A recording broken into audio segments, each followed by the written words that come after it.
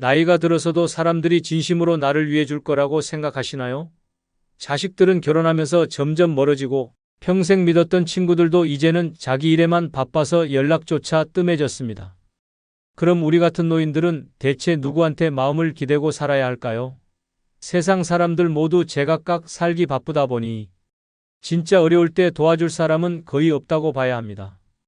하지만 절망하실 필요는 전혀 없습니다. 사람의 마음은 쉽게 변해도 절대로 변하지 않는 5가지 든든한 보물이 있기 때문입니다. 이것들만 제대로 준비해 두시면 누구에게 손 벌리지 않고도 당당하고 풍요로운 노후를 보내실 수 있습니다. 지금부터 그 소중한 비밀을 차근차근 알려드리겠습니다. 구독, 좋아요, 알림 설정 눌러주시면 시작하겠습니다. 아울러 주변 소중한 분들에게 많은 공유도 꼭 부탁드립니다. 노후에 믿을 것 중 첫 번째는 바로 자동이체로 들어오는 연금입니다. 사람은 언제든지 마음이 바뀔 수 있고 상황에 따라 약속을 어길 수도 있지만 연금만큼은 절대 그런 일이 없습니다. 매달 정해진 날짜에 어김없이 통장으로 들어오는 그 돈이야말로 가장 믿을 만한 친구라고 할 수 있습니다. 국민연금이든 공무원 연금이든 사학연금이든 상관없이 젊었을 때 꾸준히 납부한 분들은 지금 그 혜택을 톡톡히 보고 계실 겁니다. 아무리 경제가 어려워져도 아무리 물가가 올라도 연금만큼은 절대 끊어지지 않습니다. 정부에서 보장하는 제도이기 때문에 개인이 파산하거나 회사가 망해도 전혀 영향을 받지 않습니다. 이런 확실한 보장을 해주는 곳이 또 어디에 있겠습니까? 하지만 아직 연금을 받지 못하는 분들도 계실 텐데 지금이라도 늦지 않았습니다. 개인연금이나 퇴직연금 같은 사적연금도 훌륭한 대안이 됩니다. 매달 일정 금액을 자동으로 적립해서 나중에 연금 형태로 받을 수 있도록 설계되어 있어서 강제 저축 효과까지 얻을 수 있습니다. 특히 개인연금은 세제 혜택도 받을 수 있어서 일석이조의 효과를 누릴 수 있습니다. 연금의 가장 큰 장점은 예측 가능하다는 점입니다. 매달 얼마가 들어올지 미리 알 수 있으니 생활비 계획도 세우기 쉽고 용돈이나 의료비 같은 추가 지출도 미리 준비할 수 있습니다. 자식들에게 손 벌릴 필요도 없고 친구들에게 부담을 주지도 않습니다. 무엇보다 매달 정해진 날짜에 들어오는 돈이 있다는 것만으로도 마음의 안정을 얻을 수 있습니다. 또한 연금은 평생 보장된다는 점에서 더욱 소중합니다. 100세까지 살아도 매달 꾸준히 받을 수 있어서 장수 리스크를 걱정할 필요가 없습니다. 요즘 의학이 발달해서 90세, 100세까지 사는 분들이 많아지고 있는데 그만큼 오래 살수록 연금의 고마움을 더욱 크게 느끼게 됩니다. 은행 예금은 언젠가 바닥이 날 수 있지만 연금만큼은 평생 지속됩니다. 인천에 사는 이 할아버지는 매달 25일이 되면 가장 먼저 하는 일이 연금 입금 확인이라고 하십니다. 국민연금 80만 원과 개인연금 40만 원이 합쳐져서 총 120만 원이 들어오는데 이 돈으로 한 달 생활비를 모두 해결하신다고 합니다. 특히 코로나로 경제가 어려웠을 때도 연금만큼은 한 번도 늦어진 적이 없어서 정말 든든했다고 하시더군요. 반면에 대구에 거주하는 정할아버지는 연금 준비를 제대로 하지 못해서 매달 자식들에게 생활비를 받아야 하는 상황입니다. 자식들도 경제적으로 여유롭지 않다 보니 눈치가 보이고 마음이 무겁다고 하십니다. 두 분의 노후 생활이 이렇게 다른 이유는 젊었을 때 연금 준비를 했느냐 안 했느냐의 차이였습니다. 그래서 연금만큼 든든한 노후 준비는 없다고 말씀드리는 겁니다. 사람의 도움은 일시적이지만 연금은 영원합니다. 매달 자동이체로 들어오는 그 돈이야말로 노후의 가장 확실한 버팀목이자 평생 함께할 동반자라고 할 수 있습니다. 노후에 믿을 것 중 두 번째는 아무도 빼앗을 수 없는 내 집 한 채입니다. 사람들은 언제든지 떠날 수 있고 관계는 변할 수 있지만 내 이름으로 된 집만큼은 평생 나를 지켜주는 든든한 보금자리가 되어줍니다. 집이 있다는 것은 단순히 거주 공간이 있다는 뜻을 넘어서 정신적인 안정과 경제적인 자산을 동시에 갖는다는 의미입니다. 아파트든 단독주택이든 상관없이 내 소유의 집이 있으면 가장 큰 지출인 주거비 걱정을 하지 않아도 됩니다. 젊었을 때는 전세나 월세로 살아도 괜찮지만 나이가 들면서 소득이 줄어들면 월세나 전세 보증금이 큰 부담이 됩니다. 하지만 내 집이 있으면 관리비나 세금 정도만 내면 되니까 생활비가 훨씬 줄어듭니다. 이런 경제적 여유는 노후 생활의 질을 크게 좌우합니다. 특히 요즘 같은 시대에는 월세가 계속 오르고 있어서 집이 없는 분들의 부담이 점점 커지고 있습니다. 더 중요한 것은 집이 주는 심리적 안정감입니다. 아무리 세상이 험해져도 내가 돌아갈 곳이 있다는 것만으로도 마음이 편안해집니다. 자식들과 갈등이 생겨도 친구들과 사이가 틀어져도 내 집에서는 누구 눈치 보지 않고 편하게 지낼 수 있습니다. 특히 혼자 사는 노인분들에게는 집이 유일한 안식처가 되어줍니다. 밤늦게 돌아와도 내 집 현관문을 열고 들어서는 순간 모든 피로가 풀리는 것을 느끼실 겁니다. 집은 또한 훌륭한 자산이기도 합니다. 급하게 돈이 필요할 때는 집을 담보로 대출을 받을 수도 있고 정말 어려운 상황이 되면 집을 팔아서 목돈을 마련할 수도 있습니다. 요즘에는 주택연금이라는 제도도 있어서 집을 소유한 채로 매달 연금을 받을 수도 있습니다. 이처럼 집은 위급할 때 활용할 수 있는 최후의 보루 역할을 해줍니다. 또한 집값이 오르면 자산 가치도 함께 상승하니까 일석이조의 효과를 얻을 수 있습니다. 아직 집이 없는 분들이라면 지금이라도 집 마련을 위해 노력해 보시기 바랍니다. 큰 아파트가 아니어도 괜찮습니다. 작은 원룸이라도 좋고 지방의 작은 주택이라도 상관없습니다.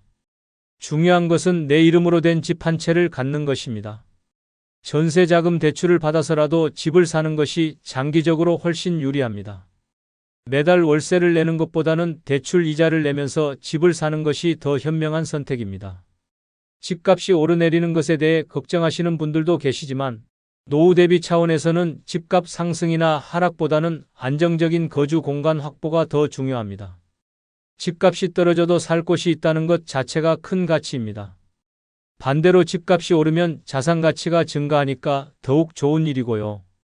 무엇보다 집이 있으면 노후에 누구에게도 눈치 보지 않고 당당하게 살 수 있습니다. 수원에 사는 김할머니는 이런 말씀을 하셨습니다.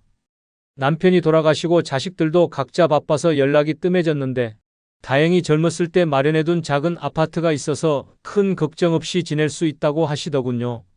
매달 관리비 10만 원 정도만 내면 되니까 국민연금만으로도 충분히 생활할 수 있다고 합니다. 반면에 부산에 거주하는 박할머니는 월세로 살고 계시는데 매달 월세 50만 원을 내다 보니 국민연금으로는 턱없이 부족해서 자식들에게 용돈을 받아야 한다고 속상해 하십니다.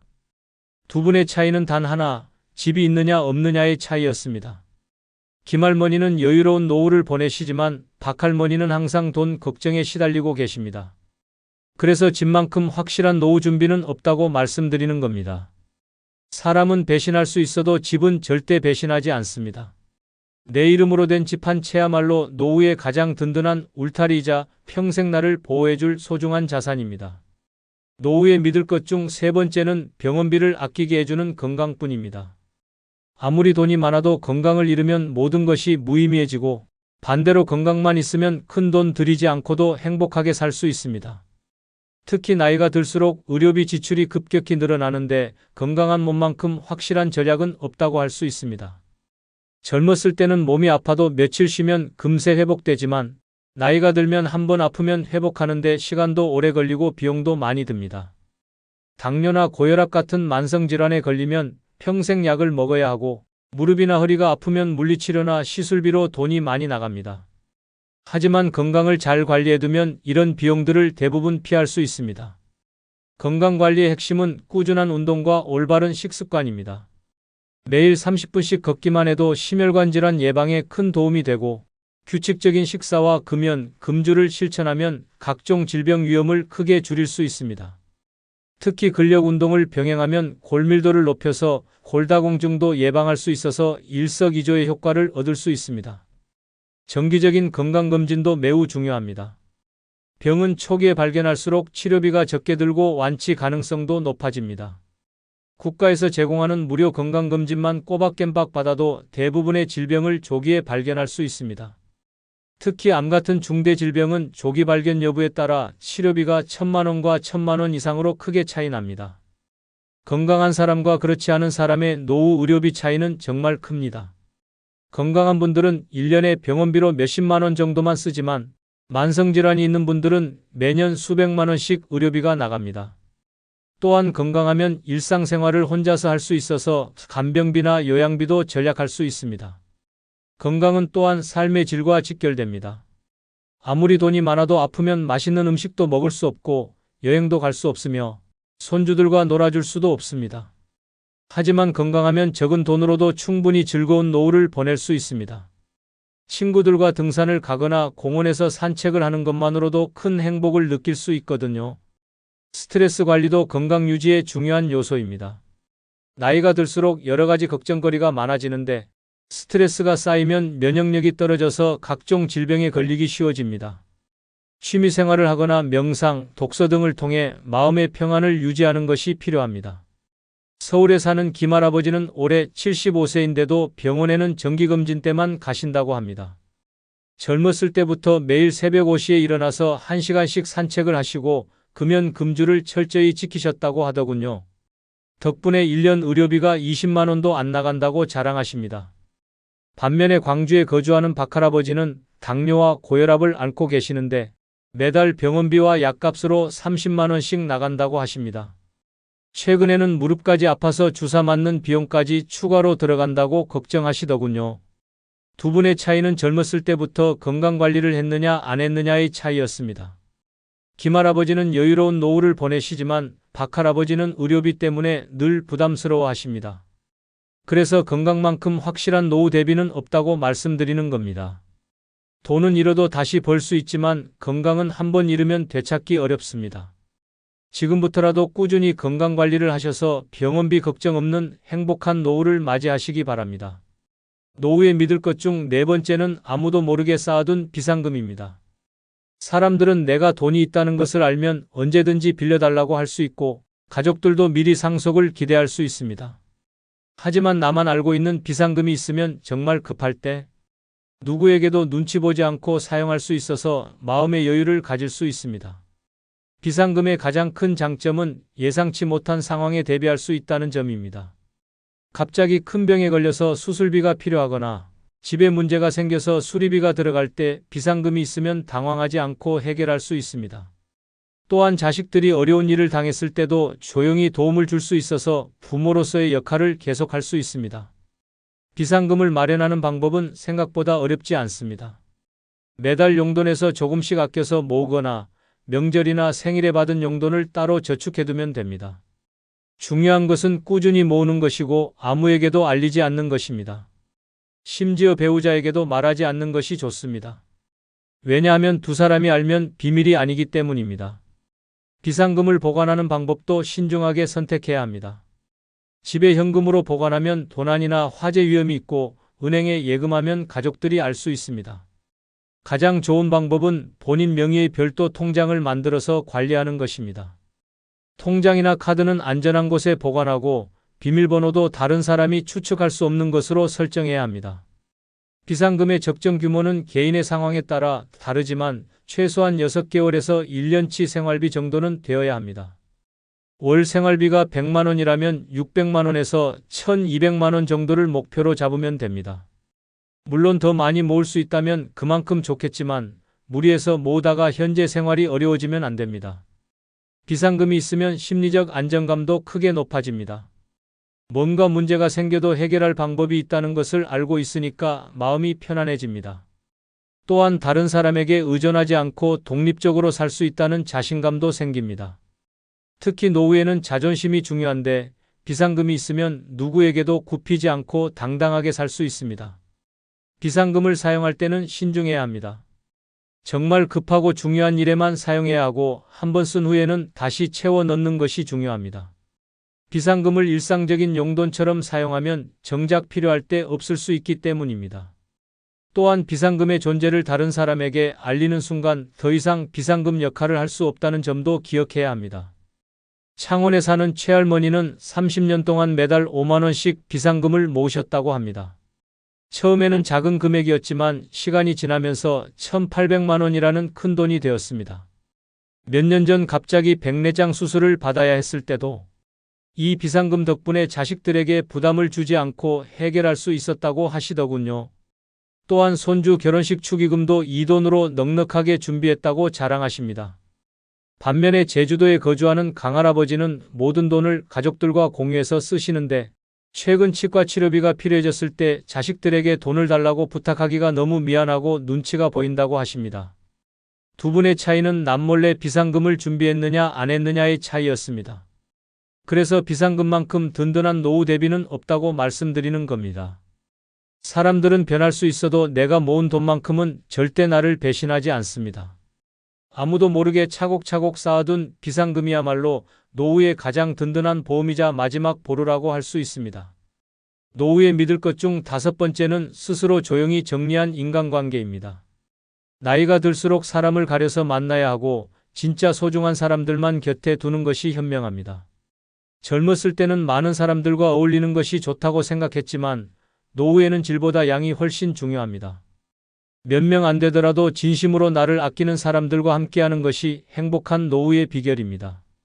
인간관계를 정리한다는 것은 나에게 도움이 되지 않거나 스트레스를 주는 사람들과는 거리를 두는 것을 의미합니다.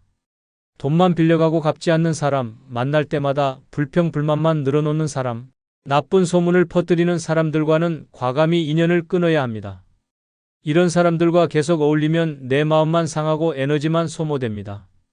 반대로 진짜 소중한 사람들은 더욱 챙겨야 합니다. 어려울 때 진심으로 위로해주는 친구, 건강을 걱정해주는 이웃, 정기적으로 안부를 묻는 지인들은 노후에 정말 귀한 존재들입니다. 이런 분들과는 자주 연락하고 만나서 관계를 더욱 돈독하게 유지해야 합니다. 때로는 먼저 안부를 묻고 생일이나 기념일을 챙겨주는 것도 좋은 방법입니다. 가족 관계도 마찬가지로 정리가 필요합니다. 자식들 중에서도 효도하는 자식과 그렇지 않은 자식이 있고 친척들 중에서도 진심으로 대해주는 사람과 이용만 하려는 사람이 있습니다. 혈연관계라고 해서 무조건 좋게 대할 필요는 없습니다. 나를 존중하고 아껴주는 가족들에게는 더 많은 사랑을 주고 그렇지 않은 가족들과는 적당한 거리를 유지하는 것이 현명합니다. 인간관계 정리의 핵심은 조용히 하는 것입니다. 크게 소란을 피우거나 감정적으로 대응하면 안 됩니다. 단지 연락 횟수를 줄이고 만남을 자연스럽게 피하면 됩니다. 상대방이 연락해도 바쁘다는 핑계로 만남을 미루거나 짧게 만나고 헤어지는 방식으로 거리를 둘 수 있습니다. 시간이 지나면 자연스럽게 관계가 멀어집니다. 좋은 인간관계를 유지하는 것도 기술이 필요합니다. 너무 자주 만나면 부담스러워할 수 있고 너무 뜸하게 만나면 관계가 소원해질 수 있습니다. 적당한 빈도로 만나고 만날 때는 즐겁게 시간을 보내는 것이 중요합니다. 또한 서로에게 부담을 주지 않는 선에서 도움을 주고받는 것도 필요합니다. 특히 노후에는 새로운 인간관계를 만드는 것보다 기존 관계를 잘 관리하는 것이 더 중요합니다. 나이가 들수록 새로운 사람들과 친해지기가 어려워지고 서로의 성격이나 습관이 맞지 않을 가능성도 높아집니다. 그보다는 오랫동안 알고 지낸 사람들 중에서 진짜 좋은 사람들만 골라서 더 깊은 관계로 발전시키는 것이 현실적입니다. 울산에 사는 송할아버지는 5년 전부터 인간관계를 대대적으로 정리하셨다고 합니다. 젊었을 때는 100명 넘게 연락하고 지냈는데 지금은 정말 소중한 10명 정도만 만나신다고 하더군요. 돈 빌려달라고만 하던 친구들, 만날 때마다 험담만 하던 지인들과는 자연스럽게 거리를 두셨다고 합니다. 덕분에 지금은 스트레스도 줄어들고 진짜 좋은 사람들과만 즐거운 시간을 보내고 계십니다. 반면에 포항에 거주하는 윤할머니는 좋지 않은 사람들과도 계속 어울리시는데 만날 때마다 기분이 상하고 돌아와서 혼자 속상해 하신다고 합니다. 심지어 돈까지 빌려주고 못 받은 일이 여러 번 있어서 후회하고 계시더군요. 두 분의 차이는 인간관계를 정리했느냐 안 했느냐의 차이였습니다. 그래서 인간관계 정리만큼 중요한 노후 준비는 없다고 말씀드리는 겁니다. 좋은 사람들과 함께하면 마음도 편안하고 삶의 질도 높아집니다. 스스로 조용히 정리한 깔끔한 인간관계야말로 노후의 가장 소중한 자산이라고 할 수 있습니다. 마지막으로 이 5가지를 모두 준비한 분의 이야기를 들려드리겠습니다. 전주에 사는 77세 박할머니는 정말 행복한 노후를 보내고 계십니다. 매달 25일이면 국민연금 90만 원과 개인연금 50만 원이 어김없이 들어오고 30년 전에 마련한 작은 아파트 덕분에 주거비 걱정도 없습니다. 젊었을 때부터 꾸준히 운동하고 금연금주를 실천해서 지금도 큰 병 없이 건강하게 지내시고 아무도 모르는 비상금 2천만 원도 차곡차곡 모아두셨습니다. 무엇보다 인간관계를 깔끔하게 정리해서 진짜 좋은 사람들하고만 어울리십니다. 매주 화요일에는 동갑내기 친구 3명과 등산을 하고 목요일에는 이웃 할머니들과 수다를 떨며 즐거운 시간을 보냅니다. 자식들도 한 달에 한 번씩 안부를 묻고 명절 때마다 찾아와서 효도를 다합니다. 박할머니는 이렇게 말씀하십니다. 젊었을 때 5가지를 차근차근 준비해놔서 지금 이렇게 편안하게 살고 있어요. 연금으로 생활비 걱정 없고 내 집이 있어서 마음 편하고 건강해서 병원비 안 들고 비상금 있어서 든든하고 좋은 사람들과만 어울려서 외롭지도 않아요. 누구에게 손 벌리지 않고 당당하게 살 수 있어서 정말 감사합니다. 이처럼 5가지만 제대로 준비하면 누구나 박할머니처럼 행복한 노후를 보낼 수 있습니다. 사람에게 의존하지 말고 이 5가지를 믿고 준비하시기 바랍니다. 여러분의 노후가 박할머니처럼 당당하고 행복하기를 진심으로 응원합니다. 그리고 여러분, 마지막으로 한 가지 부탁드립니다. 영상 아래에 나오는 아무 제품을 한 번씩 클릭해 주시기 바랍니다. 그럼 그 이후 24시간 안에 여러분이 쿠팡에서 물건을 구매하시면 저의 채널에 약간의 수수료가 발생합니다. 이렇게 간접 후원해 주시면 감사하겠습니다. 안녕하세요. 오늘은 아무도 말하지 않는 충격적인 진실을 폭로해 드리려고 합니다. 며칠 전 75세 되신 한 어르신이 저에게 이런 고백을 하셨습니다. 모든 인연을 정리하고 혼자 살기 시작한 지 3년이 됐는데 이게 제 인생에서 가장 행복한 시간입니다.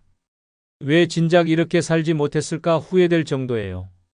이 말을 듣는 순간 정말 놀랐습니다. 더 놀라운 것은 이런 분들이 생각보다 정말 많다는 사실입니다. 평생 남들 눈치 보며 억지로 맞춰 살아오다가 나이 들어서야 진짜 자유를 찾은 분들이 속속 나타나고 있습니다. 하지만 이런 진실을 공개적으로 말하는 사람은 거의 없죠. 오늘은 용기를 내어 이 놀라운 현실을 정면으로 다뤄보겠습니다. 지금부터 들으실 내용이 여러분의 남은 인생을 완전히 바꿔놓을 것입니다. 구독, 좋아요, 알림 설정 해주시면 시작하겠습니다. 늙어 혼자 사는 게 최고 행복한 첫 번째 이유는 늙어가며 챙길 건 사람보다 내 컨디션이기 때문입니다. 여러분, 이런 하루를 보내본 적 있으신가요?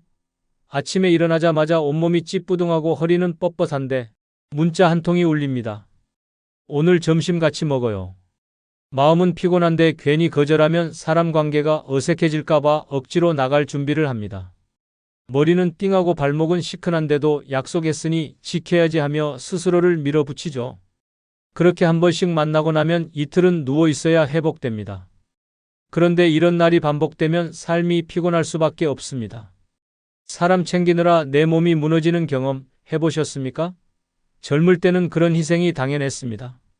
자식 돌보고 배우자 기분 맞추고 친구들 부탁 하나라도 거절 못하고 살아왔습니다. 하지만 지금은 상황이 다릅니다.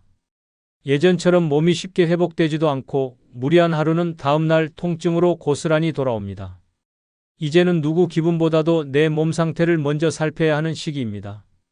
전남 광양에 사는 74세 윤재분 씨는 과거엔 모임이 삶의 중심이었습니다. 교회 성가대, 마을회관 회식, 고등학교 동창회까지 매일 일정이 꽉 찼습니다. 하루라도 약속이 없으면 허전해서 일부러 스케줄을 채웠다고 합니다. 하지만 어느 겨울 심한 감기 몸살로 입원하면서 삶이 바뀌었습니다. 병실에서 처음 느낀 것은 사람이 없어도 너무 편하다는 것이었습니다. 누구 눈치도 볼 필요 없이 푹 자고 배고플 때 먹고 피곤할 때 그냥 누울 수 있는 상태. 윤 씨는 퇴원 후 아예 휴대폰 번호도 바꾸고 혼자만의 시간을 선택했습니다. 그 결과 매일 피곤에 찌들어 살던 몸이 한 달 만에 가벼워졌고 머릿속이 맑아지며 소화도 훨씬 잘 되기 시작했다고 합니다. 아침에 일어나 가장 먼저 내 몸을 점검하는 살, 피곤하면 약속을 미루는 용기, 좋아하는 음악 들으며 낮잠 자는 여유. 그 모든 것이 가능해진 건 사람을 끊고 내 컨디션을 우선순위에 둔 덕분입니다. 노년에 중요한 것은 많은 사람 사이에서 웃는 얼굴을 유지하는 게 아닙니다. 웃는 척하면서 속은 뒤틀리고 앉아있는 것도 괴로운데 괜히 미소 지으며 고통을 참는 삶은 더 이상 필요하지 않습니다. 고요한 집에서 느긋하게 앉아 차 한 잔 마시며 몸이 보내는 신호에 귀 기울이는 것. 그게 진짜 우사입니다. 누군가에게 맞추는 삶은 결국 내 컨디션을 뺏기는 삶입니다. 약속 하나 지키려다 몸살로 끙끙 앓고 남 기분 맞추다 잠 못 이루는 밤을 보내며 우리는 서서히 지쳐갑니다. 혼자 사는 삶은 그런 낭비를 막아줍니다. 내 몸이 힘들면 그냥 누우면 됩니다. 누구에게도 변명할 필요 없습니다. 조용히 내 리듬대로 살 수 있습니다. 늙어간다는 건 내 몸이 점점 예민해진다는 뜻입니다. 그리고 그 몸을 제대로 돌볼 수 있는 가장 좋은 방법은 혼자 있는 것입니다. 혼자 살아야 조용해지고 조용해야 내 몸이 무슨 말을 하는지 들립니다. 오늘은 무슨 음식이 땡기는지, 어디가 불편한지, 쉬고 싶은지 그 모든 감각이 다시 살아납니다. 이제 남 챙기느라 망가진 내 몸에 집중할 시간입니다. 사람을 줄이면 기회가 줄어드는 게 아니라 오히려 진짜 회복의 기회가 열립니다. 노년의 가장 큰 사치는 화려한 인간관계가 아니라 오롯이 나를 위해 살 수 있는 자유입니다. 그리고 그 자유는 혼자일 때 비로소 가능합니다. 늙어 혼자 사는 게 최고 행복한 두 번째 이유는 애써 맞추느니 혼자가 낫기 때문입니다. 혹시 이런 날 겪어보신 적 있으신가요? 같이 밥을 먹으면서도 말 한마디 조심하게 되고 무슨 얘기를 꺼내도 상대의 표정부터 살피게 되는 날. 평소엔 그냥 넘길 수 있는 말인데 괜히 날카롭게 받아들이고 상대 기분 맞추느라 내 감정은 꾹 눌러야 했던 하루. 그러고 나면 남은 건 묘한 허탈감과 대체 내가 왜 이러고 살지라는 자괴감뿐입니다. 사람은 관계 속에서 살아갑니다. 그러나 그 관계가 애써 맞춰야만 유지되는 것이라면 그건 더 이상 좋은 관계가 아닙니다. 젊을 때는 그게 가능했습니다. 회사에서든 가정에서든 어쩔 수 없는 사정에 이해도 하고 갈등이 있어도 해결하려 노력했죠. 그런데 나이 들어서까지 그걸 반복하며 살아야 할 이유는 없습니다. 오히려 지금은 누구에게도 억지로 나를 꺾지 않아도 되는 시기입니다. 그 자유를 누릴 수 있는 게 바로 혼자 사는 삶입니다. 전라남도 순천에 사는 75세 하정미 씨는 남편과 사별한 지 10년 만에 외로움을 견디지 못하고 한 지인을 통해 재혼을 했습니다. 상대는 성실하고 조용한 사람이었지만 성격과 생활 방식이 지나치게 달랐습니다. 아침 기상 시간부터 TV 소리, 식사 습관, 쓰레기 버리는 방식까지 모든 게 달랐고 그 차이를 맞추기 위해 하씨는 늘 자신을 조절해야 했습니다. 말끝마다 그건 그렇게 하면 안 되지, 내 방식대로 해줘라는 잔소리가 이어졌고 하루에도 몇 번씩 마음속에 분노가 치밀었지만 외롭기 싫다는 생각에 참고 또 참았습니다. 하지만 참는 데는 한계가 있었습니다. 어느 날 하씨는 자신도 모르게 큰 소리로 화를 내고 말았습니다. 그 일로 크게 다투고 며칠간 냉전 상태가 이어졌고 그때 하씨는 깨달았습니다. 혼자 있을 땐 한 번도 화낸 적이 없었는데 같이 사니까 이렇게까지 예민해졌구나. 결국 그는 조용히 집을 나와 다시 혼자의 삶으로 돌아왔습니다. 그리고 말했습니다. 누구와 함께 있느라 나를 매일 잃어가는 기분이었어요. 차라리 혼자 있는 게 100배 나아요.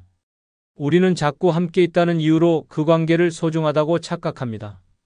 하지만 내 마음이 닳고 내 감정이 무시당하고 내가 작아지는 관계는 결코 건강하지 않습니다. 그런 관계는 외로움을 덜어주는 게 아니라 고통을 늘려놓습니다. 혼자 있으면 때로는 외롭지만 내 감정 하나하나를 온전히 지킬 수 있습니다. 그 편안함은 관계 속에선 절대 느낄 수 없는 고요함입니다. 혼자 살면 누구에게도 맞추지 않아도 됩니다. 아침 8시에 일어나든 10시에 일어나든 라디오를 켜든 침묵 속에 있든 모두 내 마음대로입니다. 냉장고 속 반찬 하나로 대충 끼니를 때워도 누구 눈치 볼 필요 없고 밤에 불을 켜놓고 책을 읽어도 잠옷차림으로 하루 종일 있어도 괜찮습니다. 모든 게 내 기준, 내 감정, 내 리듬대로 흘러갑니다. 노년은 맞추며 살 시기가 아닙니다. 오히려 맞춰주느라 잃어버린 나를 회복해야 하는 시기입니다.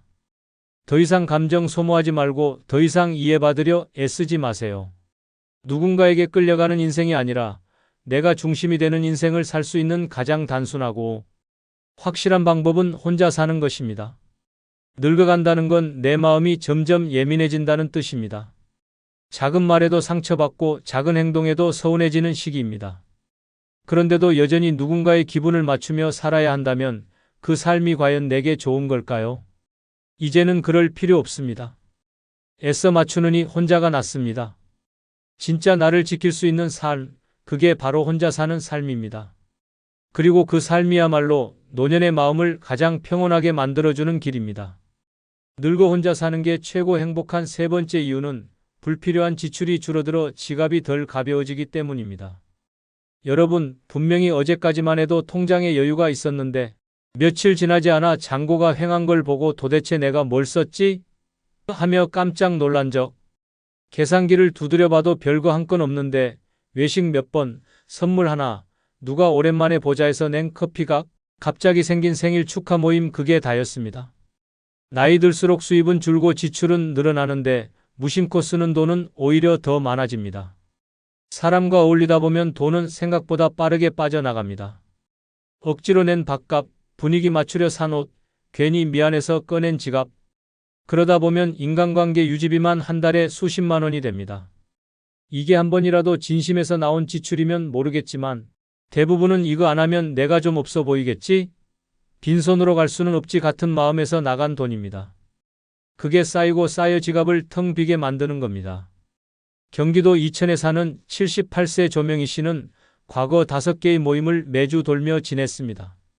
경로당 노래교실, 반창회, 종교 소모임, 봉사단체, 그리고 가족 모임까지 일주일 내내 약속이 끊이지 않았고 외출 준비에 택시비, 밥값, 선물비까지 쓰다 보면 한 달 용돈이 30만 원이 넘게 나가버렸습니다.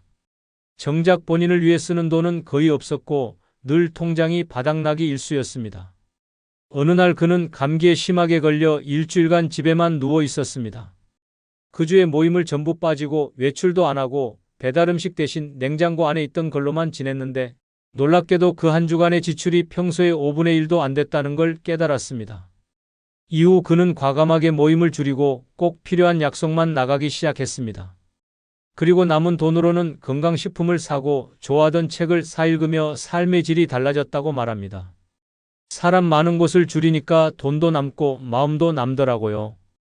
혼자 살면 이런 불필요한 지출에서 자유로워집니다.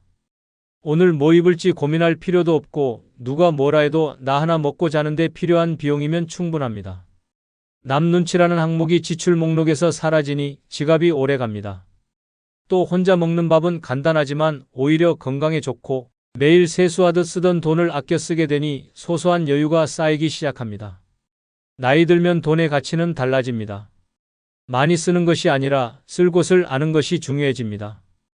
혼자 사는 사람은 자신이 진짜로 필요한 게 무엇인지 잘 압니다. 괜히 사두고 안 쓰는 물건, 어울리지 않는 옷, 형식적인 선물에 돈을 허비하지 않습니다. 그 대신 내 몸에 필요한 물, 내 마음을 살리는 책, 그리고 적절한 휴식에 투자하게 됩니다. 지갑이 가벼우면 마음이 무겁습니다. 그런데 반대로 사람을 줄이니 지갑이 남고 그 여유가 마음의 평온으로 이어집니다. 혼자 사는 삶은 바로 그 불필요한 지출의 악순환을 끊어주는 첫걸음입니다. 늙어간다는 건 단순해지는 삶을 배워가는 과정입니다. 그리고 그 단순함이 곧 지갑의 여유를, 마음의 안정을 만들어줍니다. 불필요한 인연이 줄어들면 불필요한 지출도 자연스럽게 줄어듭니다. 그렇게 남은 돈은 이제 진짜 당신을 위해 쓸 수 있습니다. 그리고 그 돈이 당신의 노년을 조금 더 따뜻하게 만들어줄 것입니다. 늙어 혼자 사는 게 최고 행복한 네 번째 이유는 내 속 편한 대로 사니 스트레스가 없어 정신 건강에 좋기 때문입니다. 혹시 이런 하루 보내보신 적 있으신가요? 아침부터 TV 소리 크다고 타박 듣고 밥상 메뉴 놓고 말꼬리 잡히고 뭐하나? 내 마음대로 했다가 괜히 짜증 섞인 한숨 들으며 기분이 망가졌던 날. 말은 안 해도 얼굴에 써있는 그 불만 때문에 식사 내내 숨을 죽였던 적. 그럴 때마다 내가 왜 이렇게 눈치 보며 살아야 하지 하는 자괴감 느껴보신 적 있죠? 노년엔 몸보다 마음이 먼저 무너집니다. 젊었을 땐 일하고 바쁘게 움직이다 보니 스트레스를 의식할 틈도 없었습니다. 하지만 나이 들수록 작은 말 한마디, 무심한 표정 하나에도 상처를 받고 그 감정이 오래도록 남아 머릿속을 맴돌게 됩니다. 스트레스를 주는 대상이 늘 가까이 있는 사람일수록 그 피로는 더 깊어집니다. 충청북도 제천에 사는 73세 송현옥 씨는 남편과 오랜 시간 별거 끝에 각자의 삶을 살기로 결정했습니다. 가족들은 걱정했습니다. 그 나이에 혼자 살면 외로워서 어떻게 버티려고? 하지만 송 씨는 오히려 얼굴빛이 달라졌습니다. 매일 눈치 보며 말 한마디 조심하던 시절엔 소화도 안 되고 불면증에 시달렸다고 합니다. 그런데 혼자 살기 시작하니 늦은 밤까지 책을 읽고 아침엔 눈 뜨는 대로 일어나 산책을 나가고 커피잔 들고 창밖을 멍하니 바라보는 시간이 생겼습니다. 그녀는 말합니다. 혼자 사니까 내 속도에 맞춰 사는 거예요. 그냥 그게 너무 편하네요. 아무도 나한테 기대 안 하니까요. 혼자 산다는 건 단순히 사람과 떨어져 산다는 게 아닙니다. 누군가의 기분, 감정, 기대에 맞춰 살지 않아도 된다는 의미입니다. 내 기분이 꿀꿀하면 하루 종일 말 안 해도 되고, 마음이 가라앉는 날엔 그냥 이불 속에서 꼼짝 안 해도 괜찮습니다. 누구한테 해명하지 않아도 되고 혼자만의 시간을 눈치 없이 누릴 수 있습니다. 이런 환경은 정신 건강에 결정적인 영향을 미칩니다. 심리학에서도 혼자 있는 시간이 오히려 우울증과 불안을 예방하는 데 도움이 된다는 연구 결과들이 많습니다. 중요한 건 고립이 아니라 고요입니다. 강제로 단절된 고립은 외로움을 부르지만 스스로 선택한 고요는 마음을 회복시킵니다. 혼자 있는 시간이 늘어날수록 자꾸만 무겁던 마음이 가벼워지고 머릿속을 차지하던 쓸데없는 걱정도 점점 사라집니다. 누군가와 함께 있는 시간이 꼭 행복한 건 아닙니다. 그 안에 불편함이 섞여 있다면 그건 관계가 아니라 긴장입니다. 그런 긴장은 몸보다 마음을 먼저 병들게 만듭니다. 혼자 사는 삶은 그런 불필요한 긴장을 깔끔히 없애줍니다. 말하지 않아도 되고 해명하지 않아도 되고 이해받으려 애쓰지 않아도 됩니다.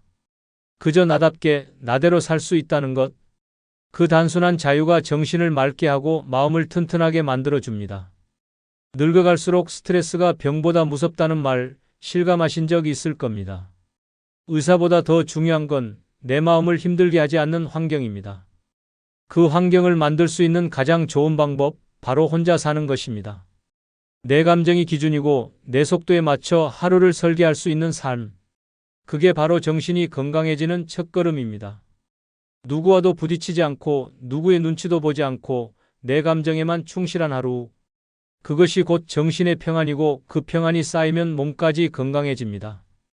늙어간다는 건 마음이 얇아지는 시기입니다.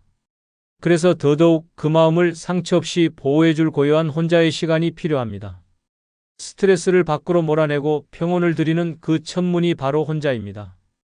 늙어 혼자 사는 게 최고 행복한 5번째 이유는 연락을 끊었더니 마음의 병도 낫기 시작했기 때문입니다. 연락은 매번 내가 먼저 하고 모임도 늘 내가 챙기고 약속 시간도 내가 맞추는데 돌아오는 건 당연한 듯한 무관심과 때로는 무시. 누군가를 위해 애쓰는 시간이 반복될수록 마음 깊은 곳엔 알 수 없는 허전함이 쌓입니다. 내가 이렇게까지 해야 하나라는 생각이 들지만 또 끊자니 미안하고 외로움이 두려워서 억지로 관계를 이어가는 분들 생각보다 많습니다. 하지만 그런 관계들이 결국은 마음을 병들게 합니다. 자주 만나는 사람이 꼭 좋은 사람은 아닙니다. 자주 연락 온다고 따뜻한 관계도 아닙니다. 오히려 그런 관계가 내 감정을 갉아먹고 내 자존감을 무너뜨리기도 합니다. 그런데 문제는 그걸 스스로 잘 인지하지 못한다는 데 있습니다. 사람이 많으면 외롭지 않겠지라는 환상이 마음의 병을 더 키우는 겁니다. 전라북도 정읍에 사는 76세 장정순 씨는 평소 성격이 둥글둥글하고 인복이 많다고들 했습니다. 그래서인지 사람들 사이에서 중심 역할을 자주 맡았고 모임을 주도하거나 갈등을 중재하는 일이 많았습니다. 겉으로 보기엔 활발하고 밝은 사람이었지만 밤이 되면 혼자 눈물을 삼켰습니다.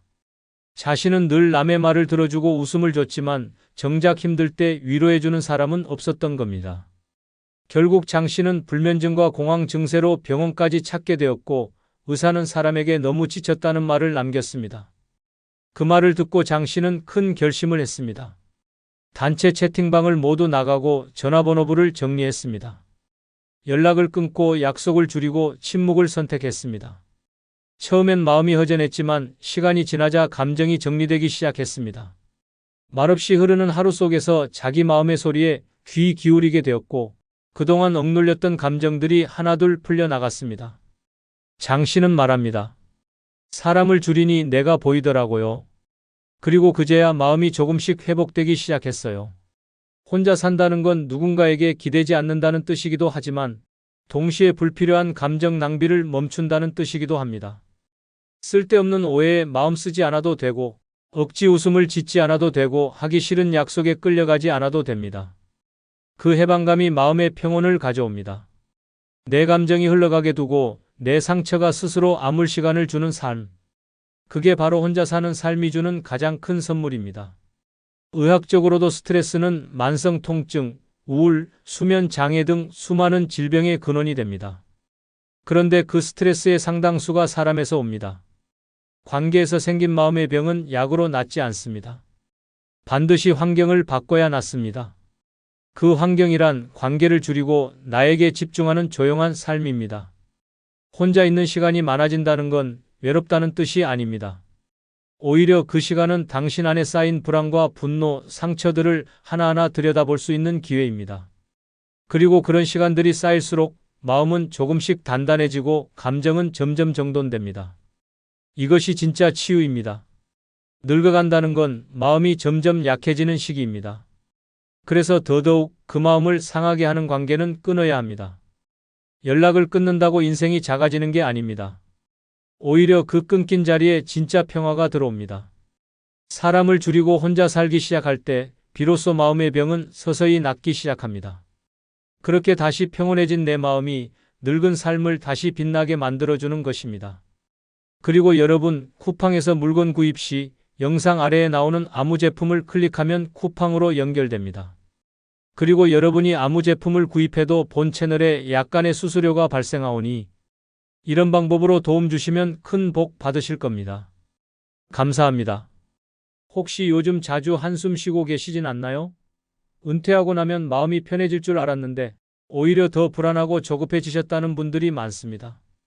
돈 걱정, 건강 걱정, 자식 걱정까지 마음 편할 날이 언제였나 싶을 때가 많습니다. 그런데 노년의 삶이 꼭 스트레스로 가득해야만 할까요? 분명히 스트레스 없이 사는 방법이 존재합니다. 노년에 진짜 평안을 얻고 싶은 분들을 위해 지금부터 6가지 방법을 소개해 드리겠습니다. 먼저 구독, 좋아요, 알림 설정과 많은 공유해 주시면 시작하겠습니다. 노년에 전혀 스트레스 없이 사는 6가지 방법 중 첫 번째는 내가 틀릴 수도 있다는 여유입니다.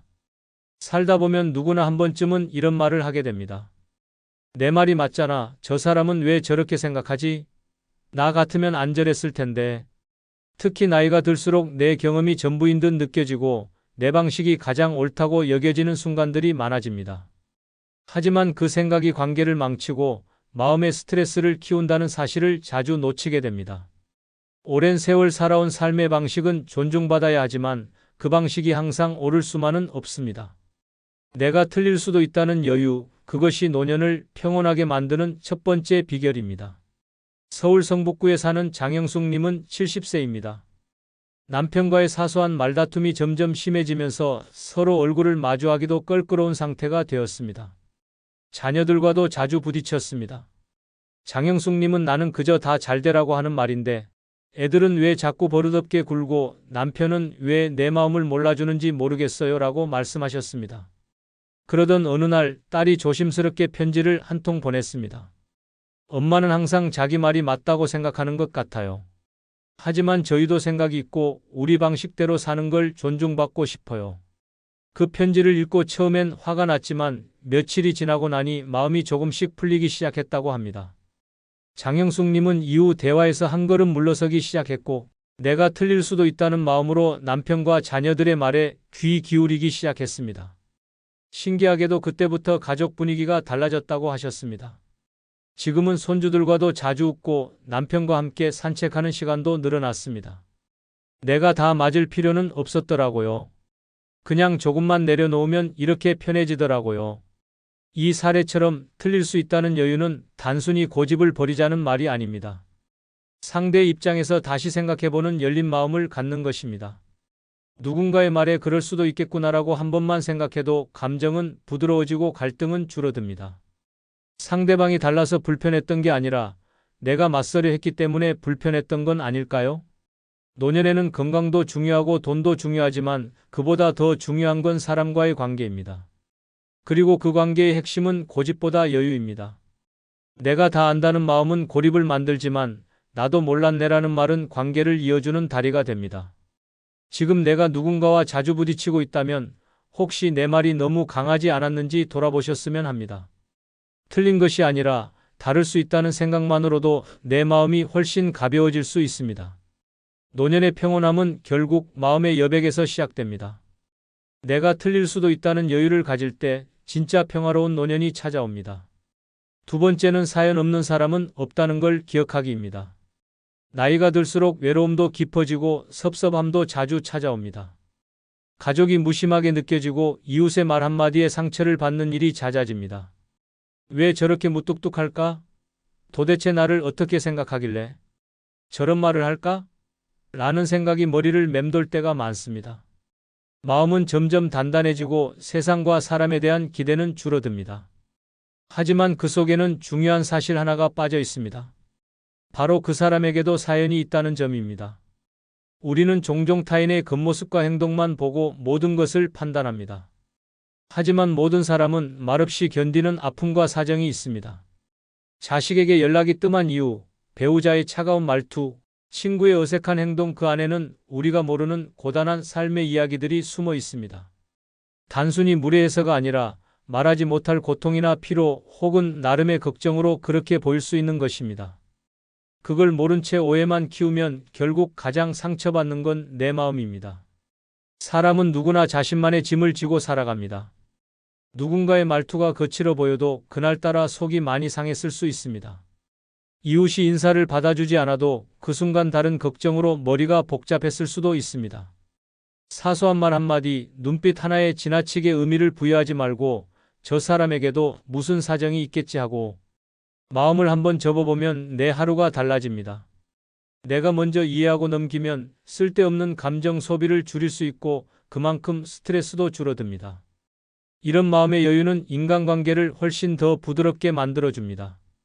노년기의 가장 큰 스트레스는 관계에서 비롯됩니다.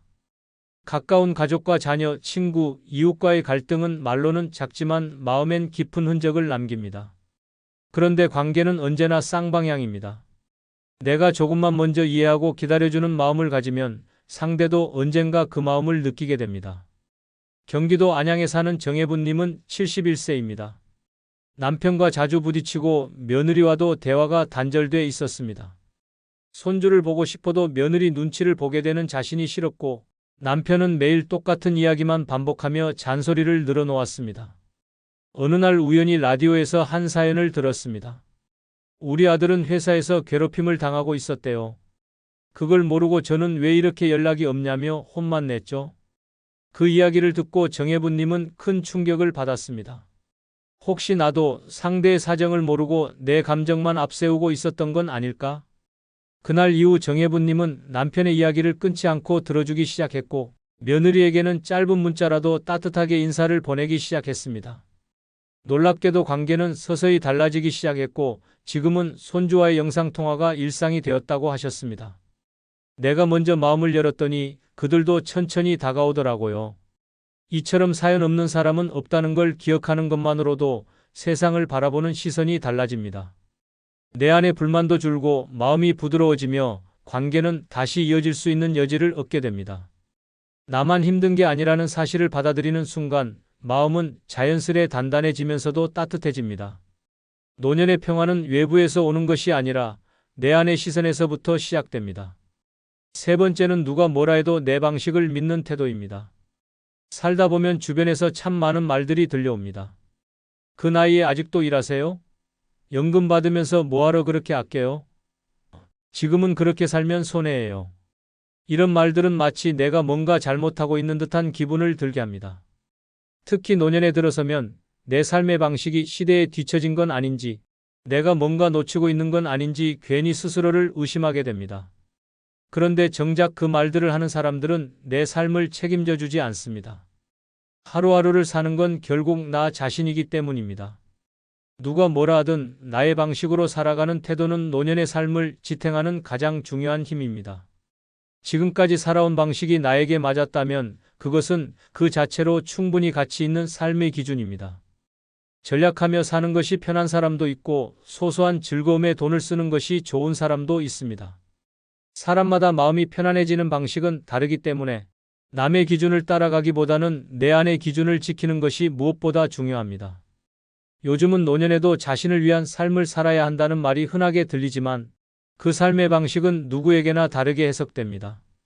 누군가는 자주 여행을 다니며 삶의 활력을 느끼고 또 누군가는 조용히 집에서 손뜨개나 글쓰기 같은 취미를 하며 안정감을 느낍니다.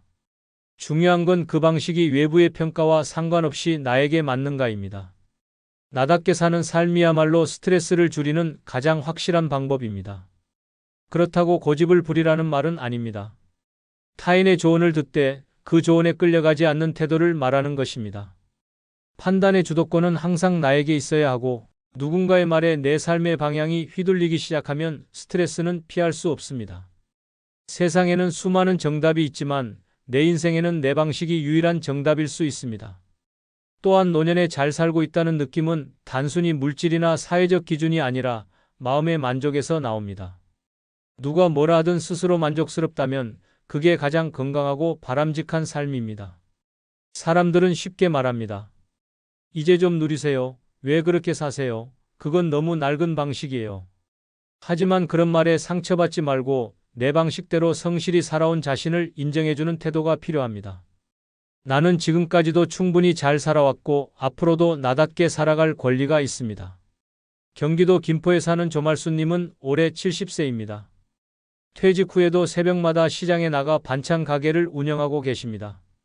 주변 사람들은 이 나이에 왜 그렇게까지 하시냐며 만류하지만 조말수님은 묵묵히 자신의 방식을 지켜가고 있습니다. 그녀는 나는 사람들하고 부대끼며 일하는 게 제일 좋아요. 매일 일하고 손님들이 고맙다고 말해주면 그게 내 사는 이유 같아요 라고 하셨습니다. 자녀들은 처음엔 걱정했지만 지금은 어머니가 일할 때 가장 건강하고 밝다는 걸 알고 존중해주고 있습니다. 내가 제일 나답게 사는 방법이 이거니까 그냥 이대로가 좋아요. 조말수님의 이 말은 남의 말보다 내 마음을 믿는 태도가 얼마나 단단한 삶을 만드는지를 보여줍니다. 네 번째는 다른 사람의 문제에 과도하게 개입하지 않기입니다. 사람이란 나이가 들수록 걱정이 많아집니다. 특히 가족이나 가까운 지인의 일이라면 더더욱 그렇습니다. 자녀의 직장 문제, 손주의 교육, 친구의 가정사까지 어느새 나와 상관없는 일에도 마음을 쓰게 되고 그게 어느 순간 개입이라는 이름으로 바뀌는 경우가 많습니다. 처음엔 도와주고 싶어서 잘 되기를 바라는 마음으로 시작했지만 시간이 지나면서 스트레스로 되돌아오는 경우가 적지 않습니다. 타인의 문제에 너무 깊이 관여하면 어느 순간 그 일이 내 일이 되어버립니다. 감정도 에너지도 거기 다 쏟다 보면 정작 나 자신을 돌볼 힘이 남지 않습니다.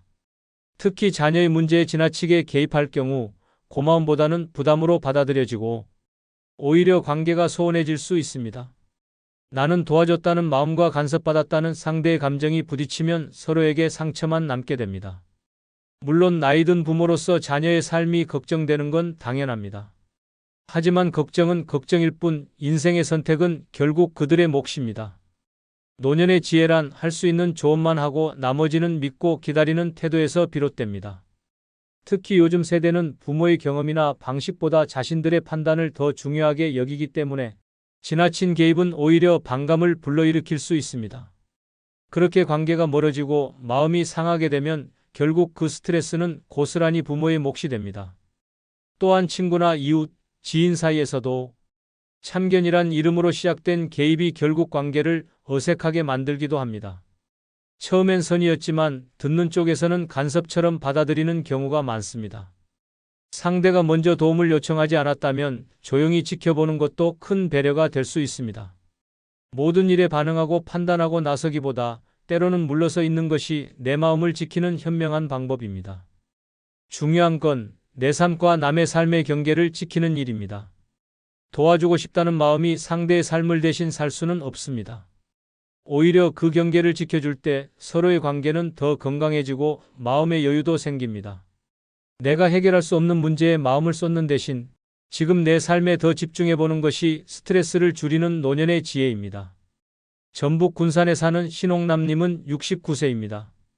오랫동안 며느리와의 갈등으로 마음고생이 심했습니다. 처음엔 며느리가 아이를 키우는 방식이 못마땅해서 자꾸 조언을 하게 되었고 집안일에 대해서도 이것저것 간섭하게 되었다고 합니다. 하지만 며느리는 점점 말이 없어졌고 아들과의 연락도 뜸해졌습니다. 그제야 신홍남님은 내가 너무 깊이 관여했구나 하는 걸 깨달았습니다. 이후 모든 간섭을 멈추고 먼저 연락하지 않고 기다리는 쪽으로 마음을 바꾸셨습니다. 몇 달이 지나자 며느리와의 관계가 조금씩 회복되었고 지금은 손주와도 자주 연락하며 지낸다고 하셨습니다. 도와주고 싶다는 마음이 때론 상대에겐 부담이 되더라고요. 내가 물러서니까 오히려 관계가 좋아졌어요. 신옥남님의 말처럼 거리를 지키는 지혜는 결국 나를 지키는 일이기도 합니다. 다섯 번째는 미움받을 용기 가지기입니다. 사람과의 관계에서 가장 어렵고도 피곤한 건 모든 사람에게 좋은 사람으로 보이고 싶은 마음입니다. 특히 나이가 들수록 인간관계에 신경을 더 많이 쓰게 되고 괜한 오해를 피하기 위해 하고 싶지 않은 말도 참고 하기 싫은 일도 억지로 하게 되는 경우가 많습니다. 그런데 그렇게 마음을 다 써도 돌아오는 건 항상 따뜻함만은 아닙니다. 그럴 때 사람은 점점 지칩니다. 내가 뭘 그렇게 잘못했나 싶은 자책이 들고 상대의 반응에 일희일비하면서 마음이 갈팡질팡합니다. 하지만 인생 후반기를 편안하게 살고 싶다면 이제는 누군가의 평가보다 내 마음의 평화를 먼저 챙겨야 할 때입니다. 모든 사람에게 사랑받을 수는 없습니다. 내가 옳은 말을 해도 싫어하는 사람이 있고 아무리 잘해줘도 고마워하지 않는 사람이 있습니다. 그런 반응에 휘둘리기 시작하면 내 인생은 온통 타인의 기분에 따라 흔들리게 됩니다.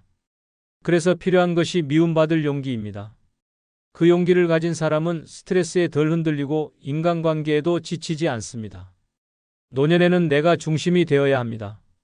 내가 하고 싶은 말은 조심스럽게 하되 무조건 참고 억누를 필요는 없습니다. 내 생각을 표현했는데 상대가 싫어할까봐 두려워하지 마십시오. 내가 나답게 살기 위한 태도를 가진다면 누군가에게 미움을 사더라도 그건 감수할 수 있어야 합니다. 중요한 건 모든 사람에게 잘 보이려는 삶이 아니라 내 마음이 무너지지 않는 삶입니다. 또한 거절을 두려워하지 않는 것도 같은 맥락입니다. 하기 싫은 부탁을 무리해서 들어주고 원하지 않는 자리에 억지로 나가고 마음에도 없는 말을 건네는 일은 결국 나를 더 힘들게 만듭니다. 상대는 그저 고맙다고만 생각할 뿐 내가 얼마나 힘들었는지는 모릅니다. 하지만 내가 분명하게 선을 긋고 죄송하지만 어렵습니다라고 말하는 순간 오히려 상대도 나를 더 존중하게 됩니다. 미움받을 용기를 가진 사람은 관계에 당당함이 있고 그 당당함이 삶을 단단하게 만들어줍니다. 부산 사하구에 사는 김정래님은 올해 74세입니다. 평생을 내하며 살아오셨고 가족과 이웃 사이에서도 항상 부드러운 사람으로 알려져 있었습니다. 하지만 속으로는 늘 쌓인 스트레스를 감당하기 힘들어 하셨고 나중에는 혈압까지 올라 병원 신세를 지게 되었습니다. 어느 날 병원 상담사에게 이제라도 나를 좀 챙기셔야 해요. 미움받을 용기도 가져야 오래 사실 수 있어요. 라는 말을 들은 후 큰 결심을 하셨다고 합니다. 이후엔 하기 싫은 부탁은 정중히 거절하고 가족에게도 하고 싶은 말을 조금씩 표현하기 시작하셨습니다. 처음엔 서먹했지만 시간이 지나며 오히려 가족들이 더 가까이 다가왔고 친구들도 이제야 진짜 김정래를 보는 것 같다고 말해줬다고 합니다. 김정래님은 용기 내서 나를 표현하니까 마음이 훨씬 편해졌어요. 이젠 누가 뭐라 해도 나는 내가 좋으면 그걸로 충분해요 라고 웃으며 말씀하셨습니다. 누구에게나 사랑받으려는 마음을 내려놓는 순간 진짜 나답게 살 수 있습니다. 미움받을 용기는 관계를 끊는 용기가 아니라 나를 지키는 용기입니다. 그리고 그 용기를 가진 사람만이 노년을 편안하게, 단단하게 살아갈 수 있습니다. 마지막 여섯 번째는 다른 사람의 시선이나 평가에 신경 쓰지 않기입니다. 살아오면서 우리는 늘 남들이 나를 어떻게 볼까를 의식하며 살아왔습니다.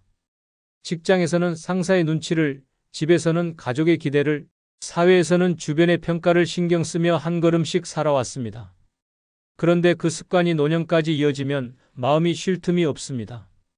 정작 은퇴 후에는 좀 편하게 살아야지 하면서도 이웃의 눈치, 자식의 시선, 친구들의 말 한마디에 마음이 괜히 무거워지는 순간들이 많습니다. 저 사람은 아직도 일하네? 그 나이에 저런 옷을 입는다고? 혼자 밥 먹는 거 좀 없어 보여. 이런 말들에 괜히 움츠러들고 하고 싶은 일도 망설이게 되는 분들 많으실 겁니다. 그런데 한 번만 생각해 보십시오. 그 말들을 하는 사람들은 내 인생을 대신 살아주지 않습니다. 그리고 그런 시선은 한순간 스쳐 지나갈 뿐 내 삶에는 아무런 책임도 지지 않습니다.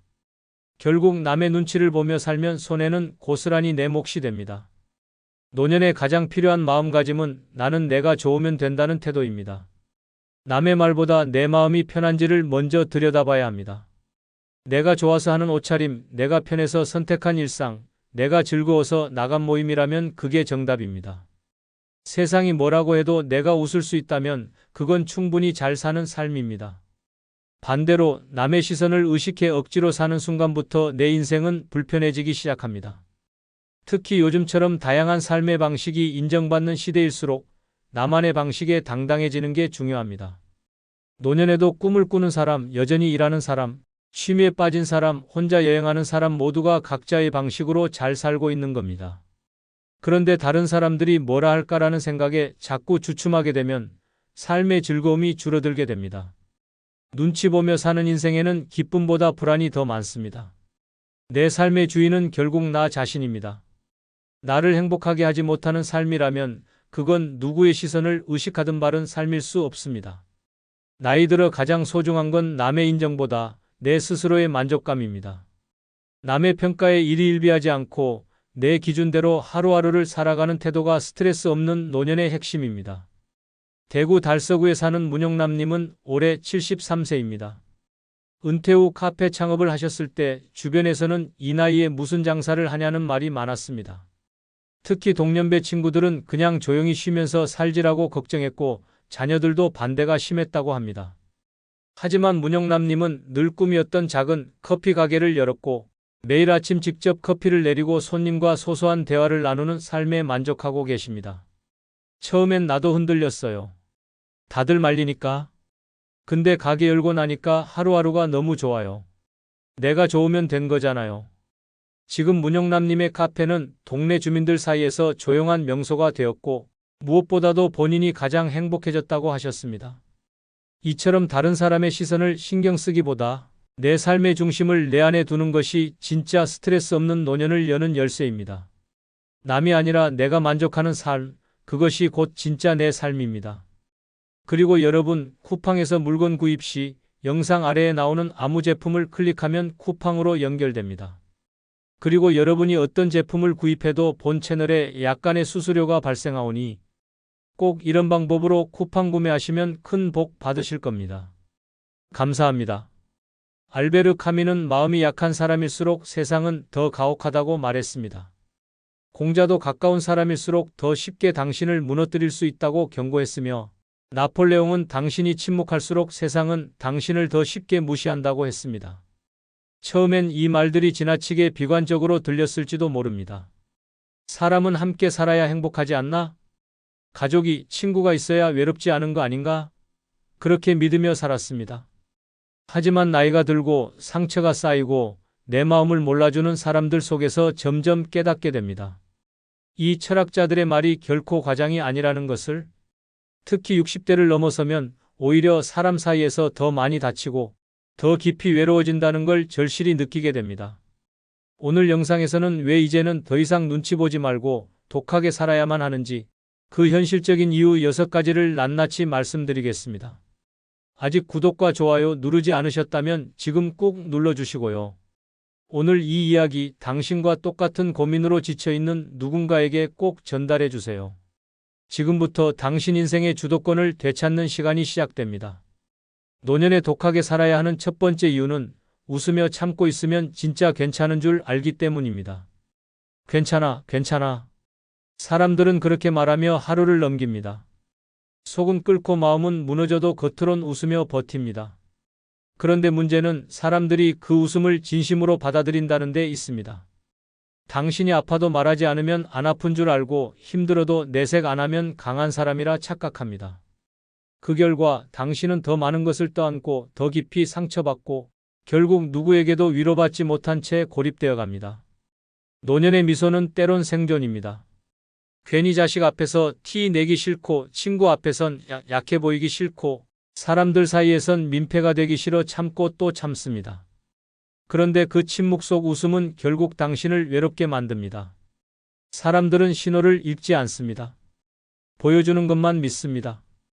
그래서 그 정도는 괜찮겠지라고 넘기고 말 안 하는 걸 보니 아직 할만한가 보다라고 판단합니다. 그 판단은 결국 당신에게 더 많은 짐을 지우게 됩니다.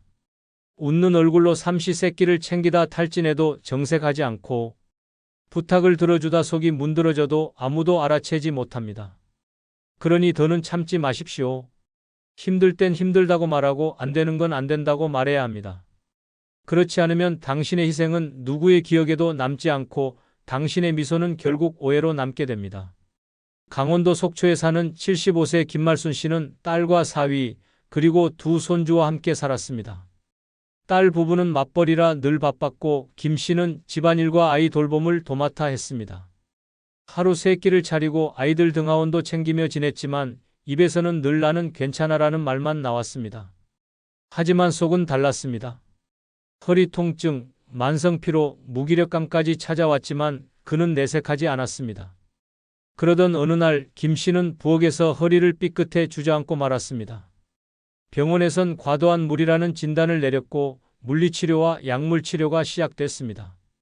그제야 딸이 말했습니다. 엄마, 힘들면 말 좀 하시지 왜 참았어요? 김 씨는 조용히 대답했습니다. 내가 너무 바빠 보였어. 나까지 짐되고 싶지 않았어. 그 말을 들은 딸은 눈물을 보이며 말했다고 합니다.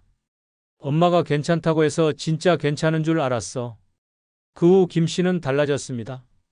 가사노동 분담을 요청했고 손주 돌봄도 주말만 돕기로 했습니다. 치료에 집중하며 자신의 컨디션을 우선하기 시작했고 안 되는 건 안 되라고 분명히 말할 줄 아는 어른이 되었습니다. 그는 말합니다. 웃으며 참는 게 미덕인 줄 알았는데 그게 결국 나만 망치는 일이더라고요. 노년의 침묵은 아무도 구해주지 않습니다. 사람들은 당신이 괜찮다 하면 더 기대고 더 요구합니다. 웃는다고 다 괜찮은 게 아닙니다. 오히려 웃는 사람일수록 더 많이 무너져 있습니다. 그러니 이제부터는 웃기 전에 먼저 말하세요. 나는 괜찮지 않아. 나도 쉬고 싶어. 나도 돌봄이 필요해. 그게 당신의 삶을 지키는 첫걸음입니다. 웃는 얼굴 뒤에 숨은 눈물은 결국 아무도 알아주지 않습니다. 노년엔 웃음보다 용기가 필요합니다. 말할 수 있는 용기, 표현할 수 있는 결심, 독하게 마음먹는 단호함. 그것이 지금 당신에게 필요한 마지막 이유입니다. 이제는 참지 마세요. 당신의 진심은 침묵이 아니라 행동으로 보호받아야 합니다. 노년에 독하게 살아야 하는 두 번째 이유는 한 번 양보하면 다음은 당연해지기 때문입니다. 처음엔 작은 부탁이었습니다. 엄마, 이번 달만 좀 도와줘요. 아버지, 일단 저희 앞으로 집 명의만 해놓을게요. 마음은 망설였지만 가족이고 믿는 사이라 생각해 양보했습니다. 하지만 그 한 번의 양보는 습관이 되었고 다음부턴 부탁이 아니라 요구가 되어 돌아옵니다. 그리고 언젠가부터는 왜 이번엔 안 해줘요? 라는 비난으로 바뀝니다. 그제야 깨닫죠. 처음 한 발 물러섰던 그 순간이 내 권리와 내 위치가 무너진 시작이었다는 걸. 사람은 익숙해지면 기대하고 기대가 반복되면 요구합니다. 특히 가족관계 안에서 이 경계는 훨씬 더 빠르게 흐려집니다. 내 돈, 내 시간, 내 건강을 양보했는데 정작 상대는 그것을 사랑이 아닌 책임으로 받아들입니다. 그렇게 희생은 당연해지고 거절은 싸움이 되고 양보는 침묵 속 복종이 됩니다. 노년이 되면 특히 이 패턴에서 빠져나오기가 더 어렵습니다. 지금까지 해줬는데 이제 와서 왜? 라는 반응에 스스로도 죄책감을 느끼기 때문입니다. 하지만 이제는 알아야 합니다. 당신이 무너져야 성립되는 평화는 진짜 평화가 아닙니다. 처음부터 선을 세우고 할 수 없는 건 단호하게 거절하며 양보에는 기준이 있어야 합니다. 그래야 상대도 당신을 함부로 넘을 수 없는 사람으로 인식하게 됩니다. 독함은 나쁜 것이 아니라 나를 지키기 위한 최소한의 방패입니다. 경기도 파주에 사는 71세 하은자 씨는 큰딸 부부의 전세 자금을 위해 3천만 원을 선뜻 내주었습니다. 한 번 도와주는 거니까 괜찮지 하는 마음이었죠. 그런데 몇 달 뒤 둘째 사위도 장모님도 도와주셨잖아요 라며 자연스럽게 돈을 요청했고 심지어 막내는 결혼식 비용 일부를 부담해달라고 말했습니다. 하 씨는 거절하지 못했습니다. 그때마다 한 번 더 마지막이라 생각했지만 결국 자신의 노후 자금은 바닥나고 말았습니다. 어느 날 허리 통증으로 병원에 입원하게 된 하 씨는 정작 자녀들의 방문 한 번 받기 어려웠습니다. 바빠서요. 애 돌봐야 돼서요. 이유는 다양했고 진심 어린 사과는 없었습니다. 퇴원 후 하 씨는 마음을 굳혔습니다. 집 계약을 연장하면서 자녀들 이름으로 묶여있던 등기를 본인 앞으로 다시 돌려놓고 연락이 와도 여유가 없다고 선을 그었습니다. 그리고 말했습니다. 이제는 누구에게도 내 걸 쉽게 주지 않아요. 내가 외롭더라도 다시 무너지진 않을 겁니다. 양보는 선택이지 의무가 아닙니다. 그런데 한번 해주면 그것이 당신의 성격이 되고 기대가 되고 요구가 됩니다. 그리고 거절하는 순간 당신은 매정한 사람이 됩니다. 그렇다면 처음부터 선을 세워야 합니다. 할 수 있는 만큼만, 줄 수 있는 만큼만, 지킬 수 있는 선 안에서만. 그게 진짜 지혜입니다. 노년은 남에게 잘 보이는 인생이 아니라 나를 지키는 인생으로 바뀌어야 할 시기입니다. 한 번의 양보가 평생의 후회가 되지 않도록 지금부터는 기준을 정하고 원칙을 지켜야 합니다. 더는 미안해하지 마세요. 당신의 인생을 결정하는 건 당신입니다. 그리고 그 인생의 불필요한 침입을 막는 단호함, 그게 바로 독하게 살아야 하는 이유입니다. 노년에 독하게 살아야 하는 세 번째 이유는 정 많은 사람이 가장 깊이 상처받기 때문입니다. 정이라는 건 참 따뜻한 단어입니다. 누구 아프다 하면 제일 먼저 달려가고 힘들다 하면 밥 한 그릇 챙겨주고 가족이라면 당연히 모든 걸 내어주는 사람들. 하지만 아이러니하게도 그 정 많은 사람이 노년이 되면 가장 외롭고 가장 깊이 상처받습니다. 왜일까요? 사람들은 당신의 정을 고마움이 아닌 기대로 바꾸기 때문입니다. 한 번 해주면 다음에도 해줄 거라 여기고 안 해주면 섭섭해하고 결국 당신의 진심은 당연한 의무로 소비됩니다. 살면서 누구나 이런 말 한 번쯤 들어봤을 겁니다. 아유, 그 정도는 해줘야지. 당신은 원래 그런 사람이잖아. 그렇게 당신의 배려와 희생은 박수받지 못한 채 점점 부담과 책임으로만 남습니다. 더 큰 문제는 정을 준 사람이 상처받는다는 사실입니다. 아무도 안 챙겨줘도 서운하지 않은 사람보다 평생 남을 챙기고 살아온 사람이 외면당할 때 그 고통은 훨씬 더 깊고 오래갑니다. 노년은 몸보다 마음이 먼저 무너지는 시기입니다. 그리고 그 마음을 가장 쉽게 무너뜨리는 건 내가 이렇게까지 했는데라는 실망감입니다. 이젠 달라져야 합니다. 당신이 아무리 따뜻한 사람일지라도 그 따뜻함이 당신을 다치게 만든다면 이제는 방향을 틀어야 할 때입니다. 모든 사람에게 좋은 사람이 될 필요는 없습니다. 스스로를 챙기지 않는 정은 결국 당신의 등을 찌르는 칼이 되어 돌아올 뿐입니다. 실제로 전북 익산에 사는 75세 정영자 씨는 평생을 가족과 이웃을 위해 살았습니다. 동네 경로당에 도시락을 싸다 나르고 가족 생일에는 직접 미역국을 끓였으며 손주 입학식엔 빠짐없이 축하금을 보냈습니다. 특히 아들 내외가 경제적으로 어렵다고 해서 전세 자금 일부를 보태주기도 했습니다. 하지만 몇 년 뒤 손주의 생일에 정 씨가 전화를 걸었을 때 며느리의 대답은 차가웠습니다. 요즘 좀 바빠서요. 다음에 인사드릴게요. 그 이후로 연락은 끊겼고 정 씨는 내가 뭘 그렇게 잘못했나 하는 자괴감에 수개월 동안 우울감에 시달렸습니다. 결국 정 씨는 마음을 정리하고 결심했습니다. 앞으로는 내 감정 먼저 챙기겠다. 매달 손주에게 주던 용돈을 끊고 경로당 봉사도 잠시 멈췄습니다. 대신 오래 미뤘던 취미생활을 시작했고 자신을 위해 온열 매트와 고급 영양제를 구입했습니다. 그리고 말했습니다. 내가 나를 챙기니까 이상하게 서운한 일도 덜 생기더라고요. 이젠 외롭지 않아. 정이 많다는 건 좋은 성품이지만 노년에 그 정이 오히려 자신을 아프게 만든다면 이제는 멈출 줄도 알아야 합니다. 마음을 내어줄 사람을 가려야 하고 상처받을 관계는 정리할 줄 알아야 합니다. 노년의 평화는 독함에서 나옵니다. 더 이상 모두에게 따뜻할 필요 없습니다. 이제는 자신에게 단단해져야 할 시간입니다. 그래야 남은 삶이 다치지 않고 지치지 않게 흘러갈 수 있습니다. 노년에 독하게 살아야 하는 네 번째 이유는 결정권을 남에게 넘기면 내 삶은 남의 것이 되기 때문입니다. 엄마, 이건 이렇게 하시는 게 좋아요. 아버지, 그건 제가 알아서 할게요.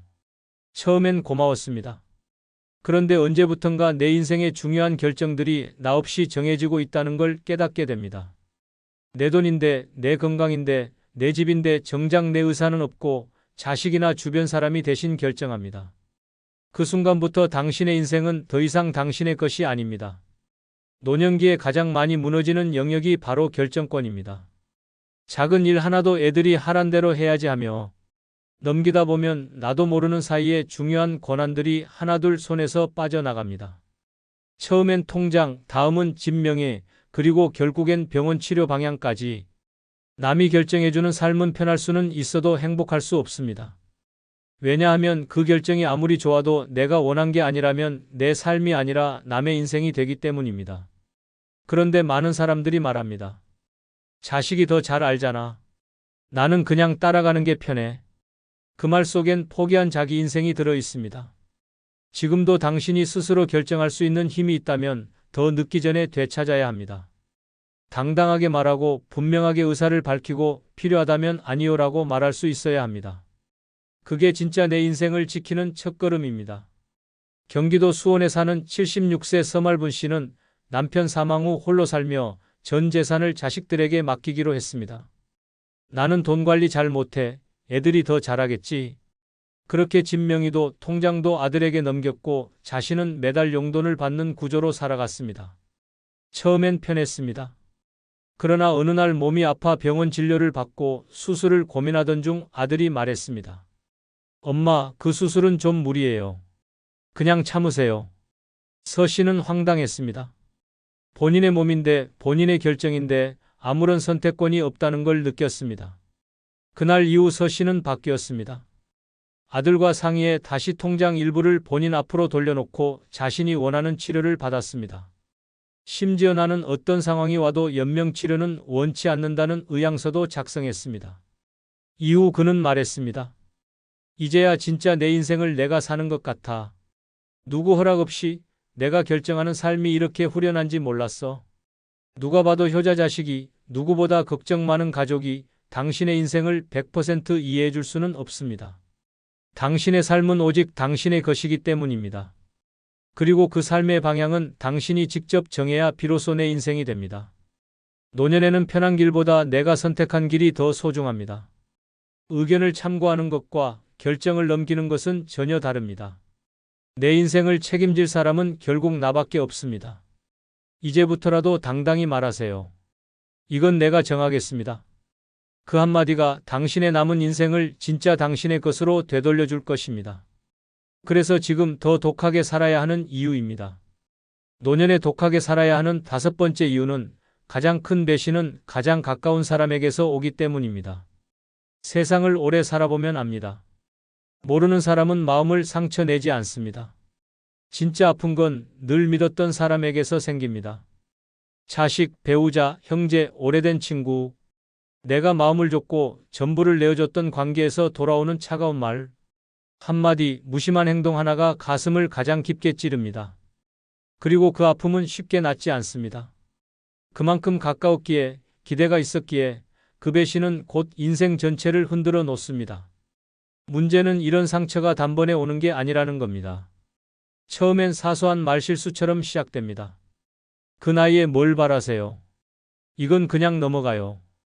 그렇게 선을 슬쩍 넘고 무례가 반복되고 결국에는 권리와 감정까지 침범당합니다.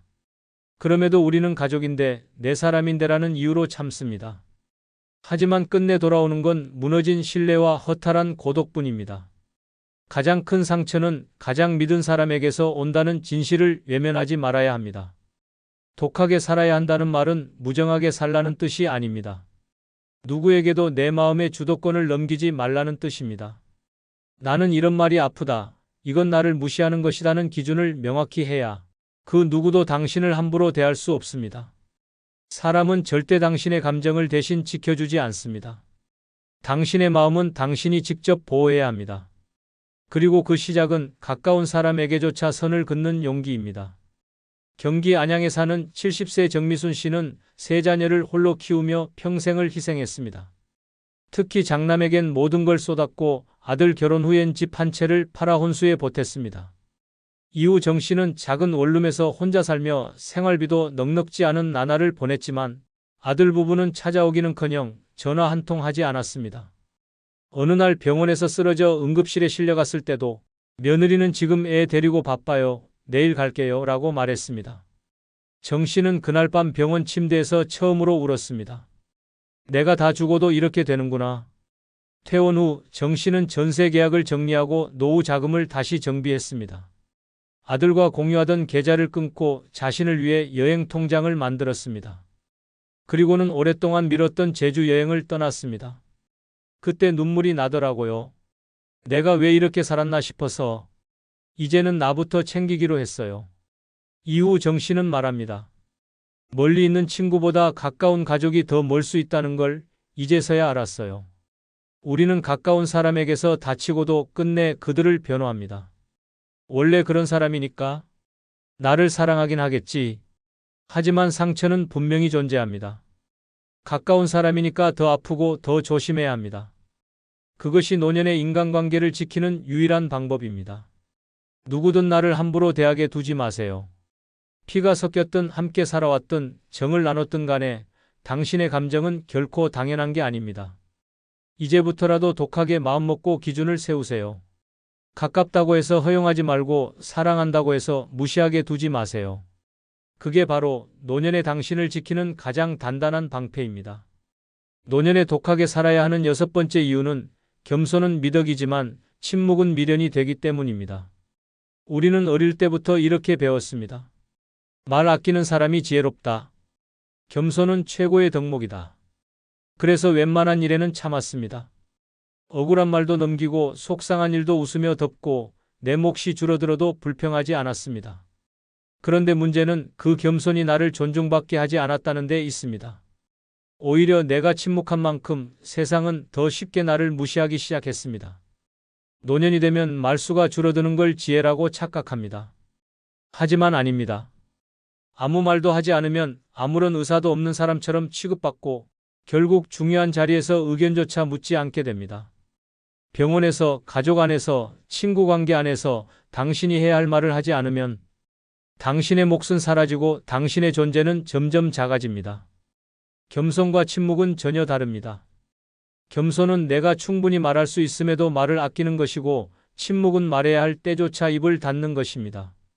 전자는 품격이지만 후자는 손해입니다.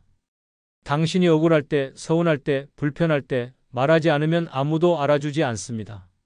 오히려 저 사람은 원래 참는 사람으로 낙인 찍히고 결국 손해는 당신이 다 떠안게 됩니다. 충남 논산에 사는 73세 이광분 씨는 그런 침묵의 대가를 뼈저리게 겪은 사람입니다. 큰며느리가 함께 살자고 해서 3년 전 아파트 명의를 며느리 부부 앞으로 바꿔주었습니다. 당시 그는 아무 말도 하지 않았습니다. 자식한테 의심 보일까봐 괜히 말 꺼내면 욕심 많아 보일까봐 겸손하게 넘겼던 겁니다. 그런데 시간이 지나자 며느리는 점점 행동이 달라졌습니다. 눈치를 주고 간섭이 늘고 급기야 여긴 제 집이에요라는 말까지 들었습니다. 이 씨는 충격을 받았지만 아무 말도 하지 못했습니다. 주변에선 왜 가만히 있었냐고 했지만 그는 말합니다. 그땐 말이 안 나왔어요. 내가 말하면 더 틀어질까봐 그냥 참았던 거죠. 결국 이 씨는 아파트를 나와 월세집을 구해야 했고 그때서야 깨달았습니다. 그때 딱 한마디만 했어도 이렇게까지는 안 됐을 텐데 지금은 생활비를 줄이면서 혼자 사는 삶을 선택했지만 마음속에 남은 후회는 지울 수 없다고 말합니다. 그때의 침묵이 내 인생을 갈라놓았어요. 노년에 말 없는 사람은 존중받지 않습니다. 겸손하게 말하는 사람은 지혜로 기억되지만 침묵하는 사람은 무시당하기 쉽습니다. 이제는 바꿔야 합니다. 불편할 땐 싫다고 말해야 하고 억울할 땐 이건 아닌 것 같다고 말해야 하며 내 의견이 필요할 땐 단호하고 명확하게 말해야 합니다. 그것이 나를 지키는 말, 그것이 존재감을 잃지 않는 법입니다. 그리고 마지막으로 한 가지 부탁드립니다. 쿠팡에서 물건 구입 시 영상 아래에 나오는 아무 제품을 클릭하면 쿠팡으로 연결됩니다. 그리고 여러분이 아무 제품을 구입해도 본 채널에 약간의 수수료가 발생하오니 이런 방법으로 도움 주시면 감사하겠습니다. 그럼 내일 더 좋은 영상으로 모시겠습니다. 벤저민 프랭클린은 노년에 가난하다는 건 2번 죽는 것과 같다고 말했습니다. 조지 오웰은 돈이 없을 때 인간의 자존감은 사라진다고 했고 장 자크 루소는 가난은 육체보다 마음을 먼저 병들게 한다고 말했습니다. 이 세 사람의 말은 단순한 명언이 아닙니다. 나이가 들수록 경제력이 단순한 숫자가 아니라 삶의 존엄과 직결된다는 사실을 꿰뚫는 통찰입니다. 늙어서 돈이 없다는 건 단순히 궁핍한 것이 아니라 삶의 선택지를 하나씩 빼앗기는 고통입니다. 병원 앞에서 망설이고 친구 모임은 피하게 되고 자식에게 말 꺼내는 것도 조심스러워지며 하루하루 숨조차 쉬기 어려워집니다. 오늘 이 시간 왜 노년에 돈이 없으면 가장 먼저 삶의 숨통이 조여오는지 그 냉정한 6가지 이유를 솔직하게 말씀드리겠습니다. 아직 구독과 좋아요 누르지 않으셨다면 지금 꾹 눌러주시고 오늘 이 이야기 주변의 소중한 분들에게 꼭 공유해 주시기 바랍니다. 늙어 돈 없으면 제일 먼저 나를 숨조여오는 첫 번째는 식당 메뉴판에서 가장 싼 것만 찾게 될 때입니다. 식당에 앉아 메뉴판을 펼치는 순간 먹고 싶은 건 많지만 눈은 가장 먼저 숫자부터 훑기 시작합니다. 입은 불고기를 당기는데 손은 김치찌개 7,000원에 멈춥니다. 단골 식당인데도 그냥 제일 저렴한 걸로 주세요라는 말이 입에 붙습니다. 문제는 이게 단지 한 끼 식사의 문제가 아니라는 겁니다. 이 순간부터 당신은 스스로를 줄이는 삶에 익숙해지기 시작합니다. 먹고 싶은 걸 고를 수 없다는 건 단순히 전략이 아니라 선택권을 잃는 삶입니다. 누구와의 식사에서도 스스로 가장 작아지고 남이 시키는 메뉴 앞에서도 괜히 눈치가 보입니다. 나는 이걸로 충분해요라는 말은 겸손이 아니라 현실을 숨기기 위한 자기 위안이 됩니다. 그렇게 돈 없는 삶은 식탁에서부터 당신의 자존심을 하나씩 깎아내기 시작합니다. 원하는 걸 말하지 못하고 계산이 두려워지고 결국 사람을 피하게 됩니다. 서울 은평구에 사는 74세 장인환 씨는 과거엔 외식하는 걸 즐겼습니다. 자식들과 고깃집도 가고 친구들과 칼국수 한 그릇 나누며 이야기를 나누는 게 큰 낙이었습니다. 하지만 은퇴 후 연금 외 수입이 줄어들면서 상황은 달라졌습니다. 친구가 이번엔 내가 한번 싸봐라는 말 한마디에 머릿속 계산부터 돌아가기 시작했습니다. 내가 지금 이걸 사면 이번 주 내내 라면으로 버텨야 하는데 결국 장 씨는 외식 자리를 피하게 되었고 점점 연락도 줄었습니다. 어느 날 손주가 함께 분식집에 가자고 했습니다. 평소 좋아하던 돈가스가 먹고 싶었지만 3,000원 더 저렴한 떡볶이를 고르며 이렇게 말했습니다. 할아버지는 이게 더 좋아. 손주는 웃으며 먹었지만 장 씨는 속으로 자책했습니다. 왜 나는 내 입맛 하나도 마음대로 못 챙기나. 그날 이후 그는 식사 자체가 부담스러워졌다고 말합니다. 이처럼 돈이 없다는 건 단순히 식비를 아끼는 게 아닙니다. 삶의 즐거움이 사라지는 시작입니다. 내가 먹고 싶은 걸 고를 수 없는 인생, 그 자체가 이미 존엄을 잃는 길입니다. 그 순간부터 사람도 자리도 말도 피하게 됩니다. 더 작아지고 더 위축되고 더 외로워집니다. 그래서 돈이 없으면 제일 먼저 식탁이 바뀌고 식탁이 바뀌면 마음이 바뀌고 마음이 바뀌면 결국 인생 전체가 움츠러듭니다. 누구와 앉든 무엇을 먹든 당당히 고를 수 있어야 사람답게 사는 겁니다. 단 한 끼의 식사라도 내 입맛대로 선택할 수 있는 여유. 그것이 바로 노년에 절대 빼앗겨선 안 될 최소한의 존엄입니다. 그리고 그 존엄은 돈이 없을 때 가장 먼저 사라집니다. 늙어 돈 없으면 제일 먼저 나를 숨조여오는 두 번째는 병원비 걱정에 아픈 걸 참고 있을 때입니다. 몸이 보내는 신호는 누구보다 내가 먼저 압니다. 뻐근한 어깨, 저릿한 무릎, 쓰린 속과 답답한 가슴. 분명히 이상하다는 걸 알면서도 병원 가는 걸 미룹니다. 왜냐고요? 돈이 없기 때문입니다. 진료비, 약값, 검사비, 교통비까지. 단순한 진찰 한 번이 통장에 주는 타격이 너무 크니까요. 결국 돈보다 몸을 덜 쓰는 쪽을 택하고 그렇게 병은 깊어지고 고통은 길어집니다. 이 정도쯤은 괜찮겠지. 좀 쉬면 낫겠지. 그렇게 스스로를 설득하며 하루하루 통증을 견딥니다. 하지만 그것이 반복되면 병은 더 악화되고 결국 응급실로 실려가서야 진짜 문제를 마주하게 됩니다. 돈이 없어 병을 미루는 건 병을 키우는 지름길입니다. 그런데 문제는 그 대가가 당신의 몸이란 겁니다. 돈을 아끼겠다고 참고 참다가 결국엔 그보다 몇 배, 몇십 배의 비용과 고통을 떠안게 되는 것입니다. 대전 동구에 사는 76세 한영자 씨는 어느 날부터 오른쪽 허리가 욱신거리기 시작했습니다. 처음엔 찜질로 버텼고 그 다음엔 진통제로 하루하루를 견뎠습니다. 병원에 가보라는 주변 말에 검사비가 더 아파라며 웃어넘겼지만 속으로는 무서웠습니다. 진료받고 MRI라도 찍으라고 하면 돈이 없으니 거기서부터 막막했던 겁니다. 그렇게 석 달을 버텼고 결국 한밤중에 통증이 심해져 구급차를 타고 응급실로 가게 됐습니다. 검사 결과는 디스크 탈출증. 병원에서는 초기에 치료했으면 간단했을 걸, 지금은 수술이 불가피하다고 말했습니다. 몇십만 원이 아까워 참았던 통증은 몇백만 원짜리 수술로 돌아왔습니다. 퇴원 후 한 씨는 말했습니다. 돈이 없다는 게 내 몸의 경고조차 무시하게 만들 줄은 몰랐어요. 아프다는 말을 꺼내는 것도 눈치가 보이더라고요. 늙어 병원비가 무서워 참는다는 건 당신의 고통이 사회적 침묵으로 바뀌는 순간입니다. 말 못하고 참고 있는 고통은 그 누구도 알아채주지 않습니다. 심지어 가족도 자식도 병원도 당신이 얼마나 아픈지 모릅니다. 그저 괜찮아 보인다고 여길 뿐입니다. 돈이 없다는 이유 하나로 당신의 몸과 감정은 방치되고 맙니다. 그래서 노년에 돈이 없으면 병원 문턱부터 멀어지고 병원 문턱이 멀어지면 내 몸에 대한 권리도 함께 사라집니다. 통증 앞에 무기력해지는 삶, 고통 앞에 침묵하는 삶. 그것은 사람이 누릴 수 있는 최소한의 존엄조차 지키지 못하게 됩니다. 건강은 생명이고 생명은 비용이 아니라 우선순위입니다. 늙어서 병보다 먼저 나를 조이는 건 통증이 아니라 그 통장을 먼저 떠올리게 되는 마음입니다. 이 현실이 지금 누군가를 조용히 무너뜨리고 있습니다. 늙어 돈 없으면 제일 먼저 나를 숨조여오는 세 번째는 자식에게 폐가 된다는 생각이 마음을 짓누를 때입니다. 돈보다 더 무거운 건 죄책감입니다. 몸이 아픈 것도 먹고 싶은 걸 못 먹는 것도 참을 수 있습니다. 하지만 자식 얼굴을 보고 혹시 부담이 되진 않을까 하고 마음속으로 움츠러드는 순간부터 돈 없는 노인의 삶은 가난보다 더한 고통으로 바뀌기 시작합니다.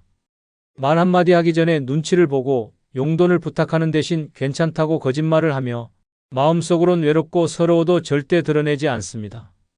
자식들이 차를 사든 집을 사든 아무 말 못합니다. 내가 줄 건 없고 받을 것만 생겼다는 생각이 괜히 주눅 들게 만듭니다. 병원비가 부족해도 괜찮아. 그냥 집에서 좀 쉬면 되라고 말합니다. 그런데 이게 반복되면 어느 순간부터 내 존재 자체가 짐처럼 느껴지기 시작합니다. 나는 왜 이렇게까지 작아져야 하나? 이 생각은 단순한 감정이 아닙니다. 삶의 존엄을 서서히 갉아먹는 치명적인 자책감입니다. 결국 돈이 없는 노인은 스스로를 지우며 살아가게 됩니다. 경기도 안성에 사는 75세 김명자 씨는 몇 해 전 남편과 사별한 뒤 홀로 지내고 있었습니다.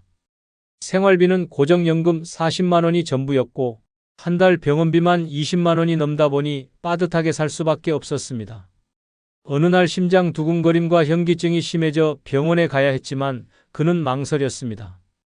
병원에 가면 검사비만 수십만 원, 입원이라도 하게 되면 자식에게 연락해야 하는 상황.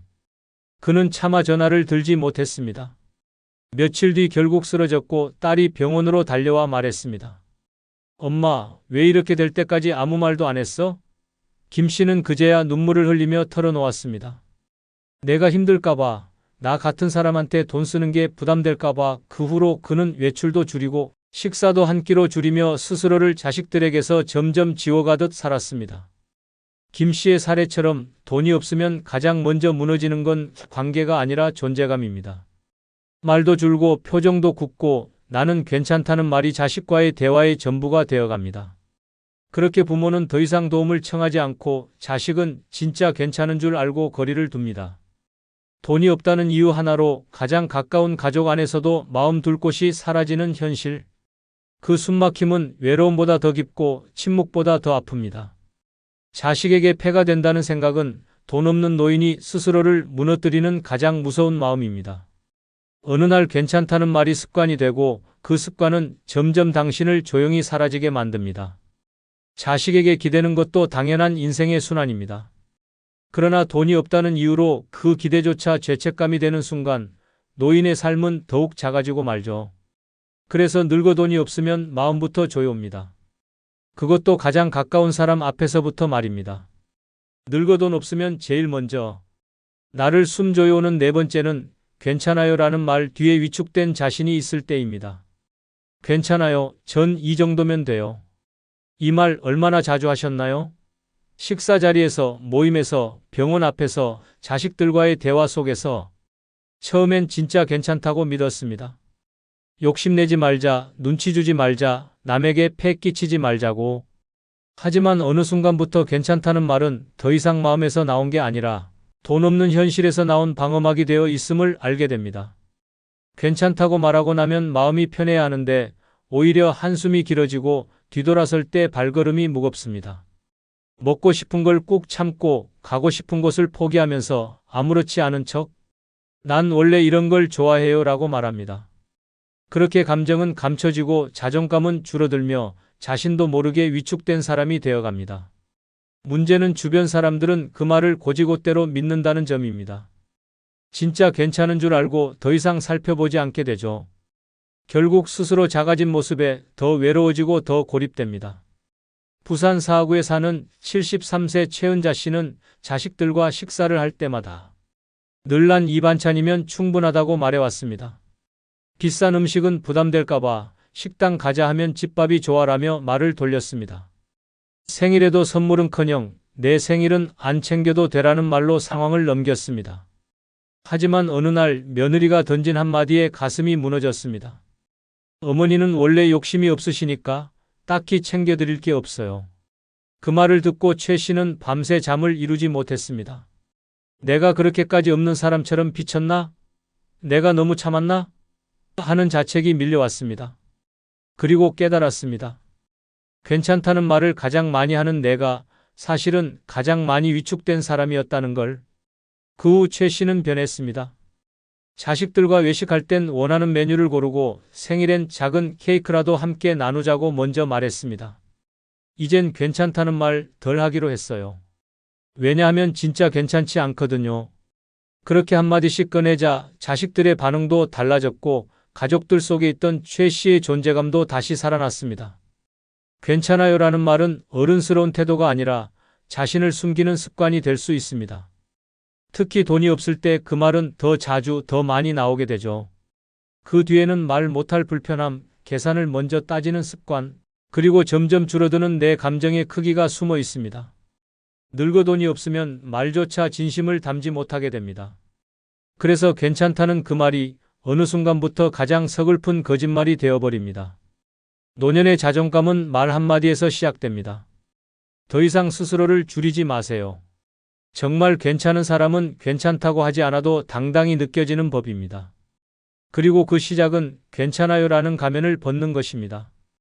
늙어 돈 없으면 제일 먼저 나를 숨 조여오는 5번째는 각종 모임에 초대받고도 핑계를 대며 못 갈 때입니다. 예전엔 누가 부르면 제일 먼저 달려갔습니다. 점심 모임이든 동창회든 경조사든 사람들과 함께 있는 시간이 즐거웠습니다. 하지만 통장 잔고가 바닥나고 수중에 현금이 넉넉지 않다는 현실이 다가오면 달라집니다. 모임이 생겨도 머릿속에 먼저 떠오르는 건 옷 걱정, 교통비, 식사비, 축의금입니다. 그리곤 자연스럽게 이번엔 그냥 빠질게, 몸이 좀 안 좋아서 같은 말로 자리를 피하게 됩니다. 문제는 이게 반복되면 사람들은 당신을 안 나오는 사람으로 기억하기 시작합니다. 점점 연락이 줄고 자연스럽게 멀어지고 결국은 완전히 고립됩니다. 돈이 없어서 나가지 못한 건데 사람들은 마음이 떠난 줄 압니다.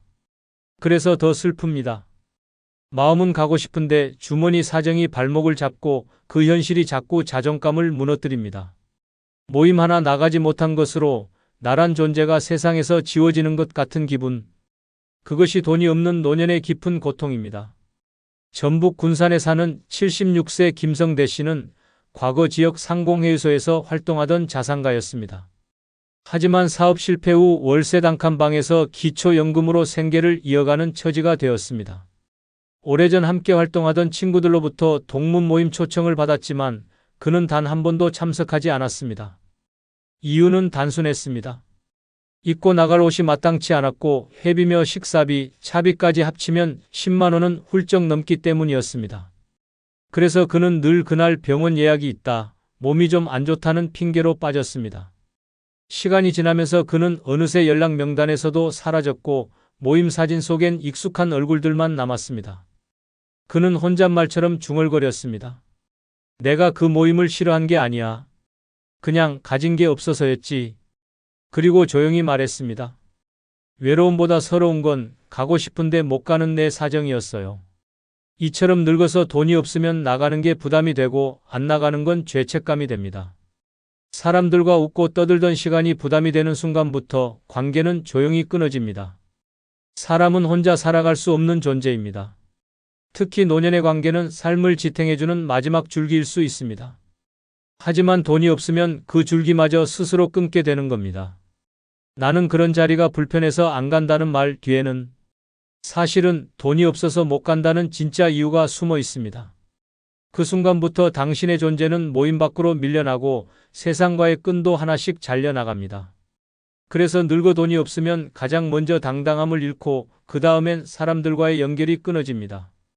조용히 그러나 잔인하게 나를 조여오는 현실입니다. 늙어 돈 없으면 제일 먼저 나를 숨 조여오는 여섯 번째는 아프면 끝이라는 생각이 머리를 떠나지 않을 때입니다. 젊었을 땐 병이 와도 두렵지 않았습니다. 병원 갈 돈이 있었고 옆에서 도와줄 사람도 있었고 회복할 체력도 있었습니다. 하지만 늙어 돈이 없는 순간부터 병은 곧 인생의 종지부처럼 느껴집니다. 아프다는 감각이 들자마자 머릿속에 먼저 떠오르는 건 치료보다 비용이고 간병보다 민폐입니다. 그래서 조용히 혼잣말처럼 되뇌게 됩니다. 이제 아프면 진짜 끝이다. 단순한 통증도 불안감으로 번지고 검진 결과 기다리는 동안엔 심장이 벌렁거립니다. 병명보다 무서운 건 이제 어떻게 하지? 라는 공포입니다. 보험도 다 해지했고 자식에게 손 벌릴 형편도 안 되고 통장 잔고는 몇만 원. 그때부터 마음속에서 병은 돌이킬 수 없는 낭떠러지처럼 자리 잡습니다. 나를 돌볼 여유가 없으니 그냥 버티다 죽는 수밖에 없다는 냉정한 현실 인식이 머릿속을 지배합니다. 이 공포는 단순히 육체의 고통이 아닙니다.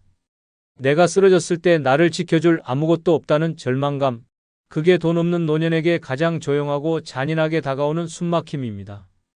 그래서 늙어 돈이 없으면 병보다 병을 생각하는 마음이 먼저 나를 갉아먹기 시작합니다. 광주 북구에 사는 77세 임정애 씨는 몇 달 전부터 숨이 가빠지고 가슴이 조이는 증상이 반복됐습니다. 병원에 가자니 검사비와 약값이 걱정됐고 아무도 돌봐줄 사람이 없었기에 병이 커질까봐 더 두려웠습니다. 결국 참다가 한밤중에 쓰러졌고 다음날 오후가 되어서야 우편 배달부가 발견해 119에 신고했습니다. 병명은 신부전.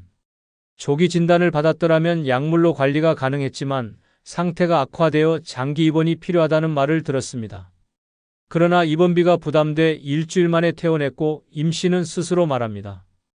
이젠 아프다는 생각이 들기만 해도 공포예요. 그냥 이대로 가는 수밖에 없겠구나 싶을 때가 많아요.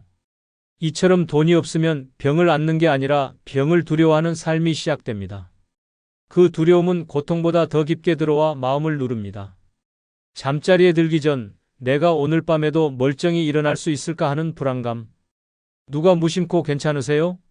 하고 물으면 속으로 대뇌는 아니요. 하나도 안 괜찮아요 라는 외침. 그 모든 것이 돈이 없기 때문에 생긴 공포입니다. 그래서 늙어 돈이 없으면 병이 무서운 게 아니라 병을 감당할 수 없다는 현실이 더 무섭습니다. 그리고 그 현실이 매일같이 내 머릿속을 조여오며 단 한 번의 통증에도 이젠 끝이다라는 생각을 떨칠 수 없게 만듭니다. 그 공포는 세상 누구보다 나를 가장 조용히 그러나 깊게 무너뜨립니다. 그게 바로 돈 없는 노년의 마지막이자 가장 무서운 조임입니다.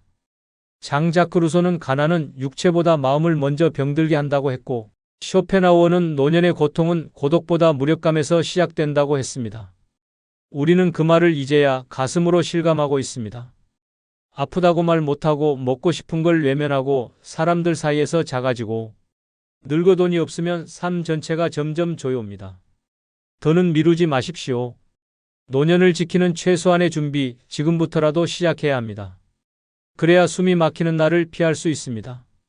구독자 여러분은 모두 풍요로운 노년이 될 것으로 믿습니다. 그리고 여러분 마지막으로 한 가지 부탁드립니다. 영상 화면 오른쪽 아래에 나오는 아무 제품을 한 번씩 클릭해 주시기 바랍니다. 그럼 그 이후 24시간 안에 여러분이 쿠팡에서 물건을 구매하시면 저의 채널에 약간의 수수료가 발생합니다. 이렇게 간접 후원해 주시면 감사하겠습니다.